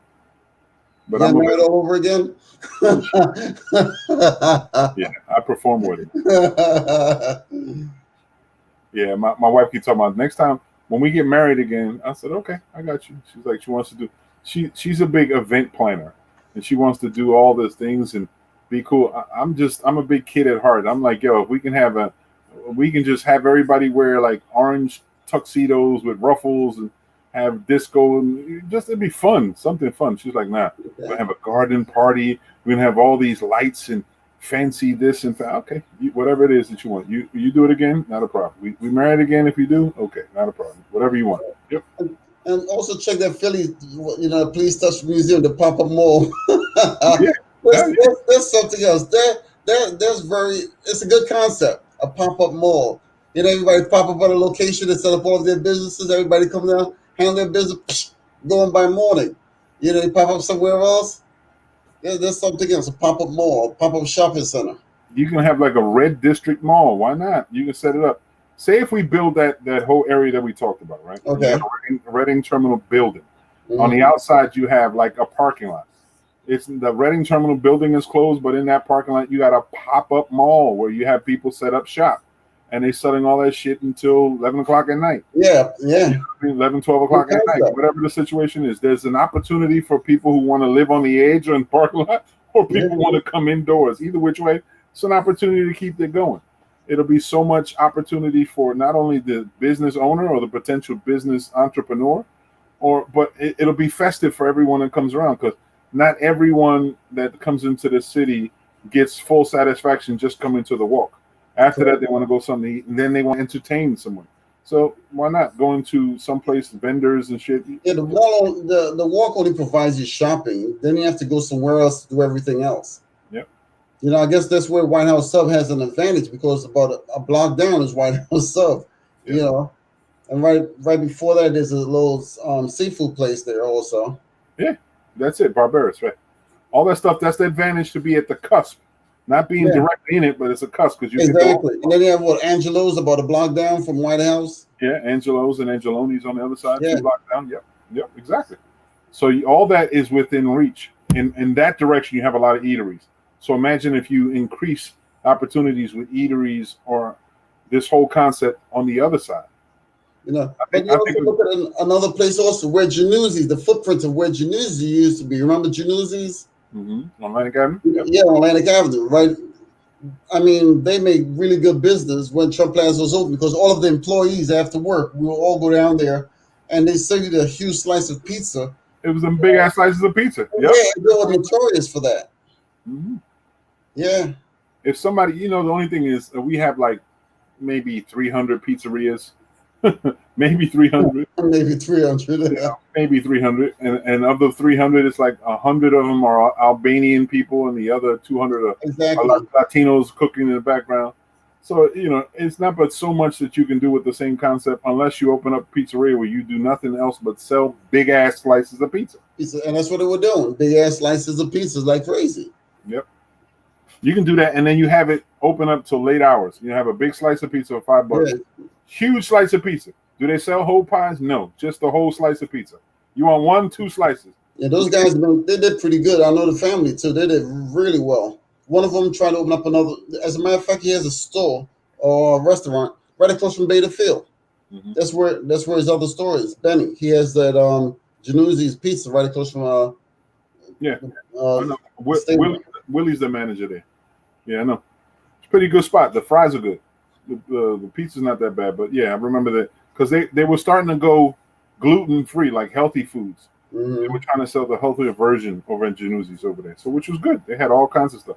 Like there was types of dough that I never even thought of, never even knew that was available for people who had like celiac disease or other kind of diet limitations. So I was like, cool, but there's so many good opportunities for business-wise for those that can first off afford to jump in. But once you're good. As long as you maintain, don't go crazy, because I think that's half of the problem of businesses dealing with food is they try to sell everything instead of jack of all trades, master of none. That's the way I look at it. Yep. And when you sell everything, you basically just put no emphasis on one food and everything else. You waste everything. So, but if you come in and sell nothing but big slices of pizza, it'll do well. If you come in and sell nothing but French fries, which I know a local business of somebody opened up in the mall, and they try to do that, and it was pretty decent. Is that what they call freedom fries? Is what they were calling it in the Hamilton Mall. Yeah, I saw that. Yeah, I went there, and those guys were just sitting around with nobody walking around. Yeah, freedom fries. Yeah, it's sad to say it's not the best location, but the concept is not the best location. But the freedom fries is something that's attached to the Republican Party when Donald Trump was running for president. Yeah. He's like, oh yeah, we're no longer going to call it French fries because we hate the people from France, so we're going to call it freedom fries. And somebody actually took that name and tried to run with it. I know. I don't know how good they've done, but the concept was pretty good. And then the options, like I said, that's the kind of stuff that I thought years ago would be a good idea. You can have a place just say, Spuds, and all you do is either French fries or baked potatoes, and then load it up with whatever kinds of shit they want. Yeah, find something and like you said, load it up and that's the way to do it. Specialize in something. Yep, that's where it's at. So just something specific. A place that does sell nothing but dumplings. Cool, dumplings. A place that makes nothing but pancakes. That's the IHOP. But here in the city, we'll probably sell like crazy pancakes. You sell pancakes. You got a place right down the street from the bus terminal. It's right next to the gas station there, on I believe it's Mississippi Avenue, Missouri Avenue, right there. You know where the gas station, the Gulf gas station, right by the wall. There used to be a place that used to sell breakfast right there. No, it was a pancake house, and they changed the name. I know the Lennox Diner up on Iowa Avenue. That's owned by. That's way too down. That's too far downtown. You have to go further back up. Where the Gulf gas station, obviously by the expressway, the foot of the expressway there. Yeah. Atlantic and what is it? Oh yeah. They had it was IHOP. Yeah, it was IHOP many years ago. It was IHOP. Yeah, and then it went out of business. I remember. Exactly. Yep, that's it. Yep. It was right behind the polo shop or now you're with me up. Yeah. Right down the street from the bus stop. Everybody was stopping inside there when you get off the bus and grab some breakfast or whatever. Yep. It was IHOP for a while. Then after that, it closed down and then someone tried to open up a diner, which is not a bad, but that's a location where fast food and on the go would sell. Yeah. Yeah. You put a Subway there instead of on the other side, it would do well. Subway shop. Yeah, because a lot of the people there are on the go. Like you said, they hop off the bus to get something to eat or whatever, and they take it with them. That's it. 1, 2, 3. Or if you just Wherever stop they and yep. I mean, there's tons of opportunities, man. Tons of. But you know, the one thing that I saw recently, I was just talking about, the next scope of business has to do with this whole pandemic situation. Because, you know, once the pandemic comes back, reemergence, people won't be able to go into actual restaurants to eat. So the way that these restaurants function is they work on creating these virtual restaurants on things like Grubhub. You know, you can Right. create a business on Grubhub, sell all the food that you want to out of an existing facility that's able to sell it. Like there's one location in Brooklyn has some 85 different store names on the different eateries, Grubhub and, you know, the different DoorDash and stuff like that. They're listed, their businesses with them, but all their food is sold out of this Chinese food store. And they have all kinds of shit, Indian food, all kinds of Americana food, all kinds of stuff with different names like they were a separate entity. That's the smartest thing to do during this time frame. If you have a facility that has a actual commercial kitchen, establish the commercial kitchen, and register your name and the different types of food that you want to make on the delivery services. And your one kitchen can facilitate hundreds and hundreds of meals a day based on the menu that you're providing Grubhub or DoorDash. They never have to come into your facility, and no one's going to question it because you have the legal rights to sell food. And as long as you're doing it within, you know, as long as you're doing it right, no one's going to complain. You're making a killing. There's ways around a lot of these things. There's definitely a way, and the computer age, we're living in it. Yeah. You know, come wintertime, everybody be back online again. Yeah. That's why I'm like, if we build like a Reading terminal type stuff, we have a centralized location that has shared space, like a kitchen, a commercial kitchen is big enough short shelf space. Every week you can have 20 restaurants run out of that shared space, and they can sell their type of food to the people there and delivering food every week. And then once a month it changes. Then every month it'd be a different type of food. It could be the same owners. They just have you know, the thing about it is, if you could even tap into some of the colleges, like, you know, Atlanta City Community College. You know, you have some of the kids when they graduate from culinary school and they want to start up a business or whatever the case may be, to get a small grant or loan or whatever the case may be, and they could open up something within that terminal and have it keep going and making money. Yep. ACC. So it could be a good pathway to entrepreneurship. Yeah, the culinary school, ACC. It could be. I mean, that's an option. Yeah. There's a lot of young folks that are aspiring chefs that have gone to school, and first thing they think, all right, well, I'm gonna get a food truck because it's too expensive to have bricks and mortar. But if you have the catering company and then utilizing space that's already established under somebody else's name, you're running your entire business on a budget. They need opportunity. They definitely need opportunity and room to grow, space to actually start the business. Oh yeah, I think there's so many good pathway. What's that? I said, to me, it sounds like it's such a win-win type stuff. If I can find a big enough facility to establish a commercial kitchen, a big size commercial kitchen with refrigerators and freezers and everything needed, all kinds of dual 3 fryers, flathead, the salamander, overhead grill, the big rotisserie grill in the back, all that shit, everything in there. And then you can rent time and space to everyone. It makes whoever owns it is going to make a killing. But also the business owner who's running a business out of it is going to make a killing also. So it's a win-win to whoever, all the way around. There's so many opportunities. It's going to be so good. And then if you have whoever's going to rent the space to utilize the kitchen, you know, if you want to set up one table there, you can have and then you can have eatery. You know, this one little spot can be like the spot to go to for whatever it is. You know, you feel like Indian food, cool. Where are we going to go to? This spot. You feel like Chinese food, where are you going to go to? The same spot. You want some Puerto Rican food? You got that. Trinidadian food? You got that. Jamaican food? You got that. Afghani French cuisine? You got that. Everything under one household, one area, done well, done pretty well, you know, and under, you know, a certain scope of money, cost-wise. Even if you look at the Reading terminal, the geographical location of the Reading terminal is ideal. It's right, you walk about a block down, you're in Chinatown. You have a hotel right across the street from it, and then you have the gallery. The convention. You have the bus terminal, it's like perfect locations. To the truth. Yep. Yeah. So you can do similar there. Yeah. Yeah, similar. Yeah. Because you got all the hotels on the Pacific Avenue if you want casino hotel.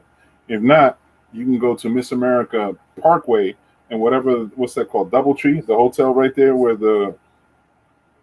off the expressway, that big old hotel that never seems to be used the way it could On be. the Sheraton. Yeah, that's okay. The Sheraton, see, you got a big hotel right there, 2 blocks up. Yeah, huge. Yeah, exactly, two, Huge. 3 blocks up. You good. So there's opportunities, man, that people can really prosper. On the outside of the building, you put a really fly art display. Mhm. Murals, beautiful murals. The community will love it. People will go to it. It'll be the place to go. It'll be a grab. People would come to Lang City. They would come just for that. They would come just for Yeah, that. not to mention not too far from in the train station also. Yeah, The train station, the bus station, all these places like right in that area, right there. right Perfect. there, right there. You set up a parking garage next door, across the street, up the street. There's a parking garage 2 blocks up. It's not being used. Right next to the old hotel. There's an old hotel up there. 2 blocks up. That shit can be the spot. You Okay, have your parking. going towards the boardwalk on the left hand side. Yep, Between Pacific Avenue and the boardwalk on the left hand side, there's a place, a yep. garage there. The garage used to be the Sands parking garage. Correct. Right, and that's still a functioning Get garage. out. So you can have that facility for parking, ancillary, additional parking outside of all the parking lots and parking garages up Pacific Avenue. It'd be so easy to be able to support that type of stuff. The fanfare, the community up, man, do all that shit. It'd be great. Well, It'd like be, I said, I want to talk to some of these people, and try to put this into their head because I know I need to have a discussion with you about it. So, right. you definitely, stir up some information I had no idea about. So I'm getting ready to get on the horn, even though it's kind of late, but late, Yeah, early, it all depends. yeah, man. So I'm getting ready to, to pass this information along. Okay. We're at that cusp anyway, man. We're at that Yeah, third hour. It's about to turn 10 o'clock. So make it easy.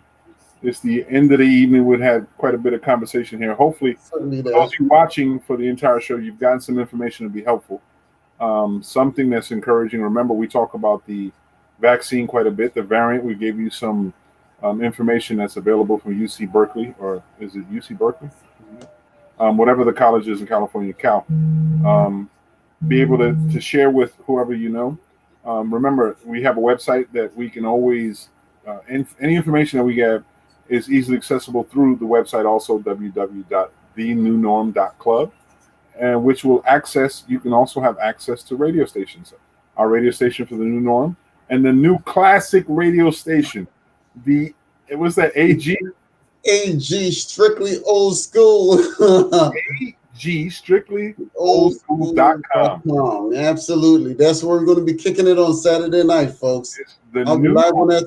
Yeah, I'm going to be live on the station between 8 o'clock and 12 midnight. 4 hours of mixing, really nice music from, I've gotten together with DJs and stuff, and I'll be playing a lot of this stuff. So go check it out Saturday night. Yeah, definitely. If you're tired of the regular stuff, come on board. Check it out. That's what it's about. I guarantee it's going to leave you stuck and The people in Tampa and Florida already jamming to it. They're sending me texts and stuff, as we like to say here, stop by and connect. That's all. and connect. Exactly. Stop by and connect, and that's what the source is. So, Adrian, I'll give you a chance to say a few more words. If there's anything else you'd like to publicize, anything, please do so. The $100. A lot of people in the vaccine at $100. Folks, it's your life. It's your decision. You find whether or not your life is worth $100 or not is up to you. I just wrote something down here. Be strong, be smart, be positive, and test negative. I can't say more. I can't put it more. Be smart, be strong, be positive and test negative. I can't put it any better than that. That's right. Well, folks, in closing, I want to remind everybody, although the eviction moratorium ends tomorrow's last day, True. if by any chance you run into situations where you need some sort of resolve, don't just go crazy and back crazy and think you have no other options. There's plenty of money, federal funds that are still available to assist you. Go through the resources that you possibly have to find the resources through the state to do so. In the state of New Jersey, if you're unfamiliar, you dial 611 on your phone. You're able to get the resource outlet package through the phone service. It's resourcing to get whatever it is, and then you can connect with the agency or representative to do so. Please do so immediately. Don't get discouraged, please. There's a will, there's a way. You know, Mo, yeah. I like to throw something in there because if you're dealing with a foreclosure, whatever the case may be, you can go to the new norm and actually submit. We have forms there they could actually submit on to Mo, and he'll pass it over to me. After all, I am certified in foreclosures. I'm FHA certified as far as mortgage fraud is concerned, certified as far as foreclosures is concerned. So there's no doubt about it. If you run into a situation dealing with a foreclosure, you don't have to suffer in silence. There's help out here. It's your option if you want to reach out or you want to drown. Right. It's your option. Once again, we have the capability of helping you out. I deal with attorneys if need be. So you have the best information possible at your disposal. So the only thing you have to do is to reach out. The rest is up to you. That's all we can say. Awesome. Adrian, my mother-in-law is probably going to reach out to you soon as she wants to get some questions we want to throw your way. So okay. I'll get her contact information so you guys can connect. Okay. But moving forward again, as we were talking about, although the moratorium ends tomorrow, there could be some discussion to extend it because of how the epidemic is starting to change over and how we may be stuck with limitations coming soon again. So whatever it is, don't jump off the edge. There's going to be some assistance. There's a will. There's a way. If you have a faith, believe in it, because we're going to get through all this. It's just going to take some more effort. Be smart about it. Remember, the pandemic is real. Do what you can to protect yourself. It's better to be 6 feet apart than 6 feet underground. Any day. In any situation, protect yourself. Like he just said a second ago, remember, test negative. Be smart, be strong, be positive, and test negative. Right. Those are his sayings. And I'm gonna close out with my own saying, better 6 feet apart than 6 feet under. So we thank you a lot for coming by. Remember, the new norm is for you. We are a conduit of good information and good vibes. You can visit our website. We also have the radio station now, thanks to Adrian, the co-host. And as we move forward, you're going to see lots of new things as we go along, because hopefully life is, although it throws lemons at us, but we're down to make some good old lemonade, bro. So we're about to do it. So until next week. Tomorrow night with that lemonade. That was it. Now, you saw me drinking, right? I was with that lemonade. I'm telling you, do the wobble. Let me see you throw your hip out. Hey. But as we move forward, man, thank everybody for coming on. This is another Friday evening with us here at the New Norm 2.0 with Mo Delgado, and we appreciate you for coming by. We look forward to talking to you. If anyone would like to, we have information that you can reach out to. If you want to participate in the show any further, please contact. If there's contact information or that you'd like to leave with us, you please do so at the website at www.thenewnorm.club, and you can get information that we can put on there if you want to share your business, service, something that you want to enlighten the people with, encourage the people, please do so. Or if you just want to come and talk a little bit about your business or the service or your experience, why not? Come on through on the website and come on through on the show on Friday evening. We're able to pre-record or record at another time, and it doesn't have to be live. We have capabilities that we can pre-record and show it on the same time every Friday night at any time. So if you don't be discouraged, we're not limited, and we're going to try to make it easy for everybody to enjoy themselves and stay connected. This is the new norm, and thanks again. God bless y'all. Y'all have a blessed night. Definitely. Enjoy your weekend, no doubt. Take care.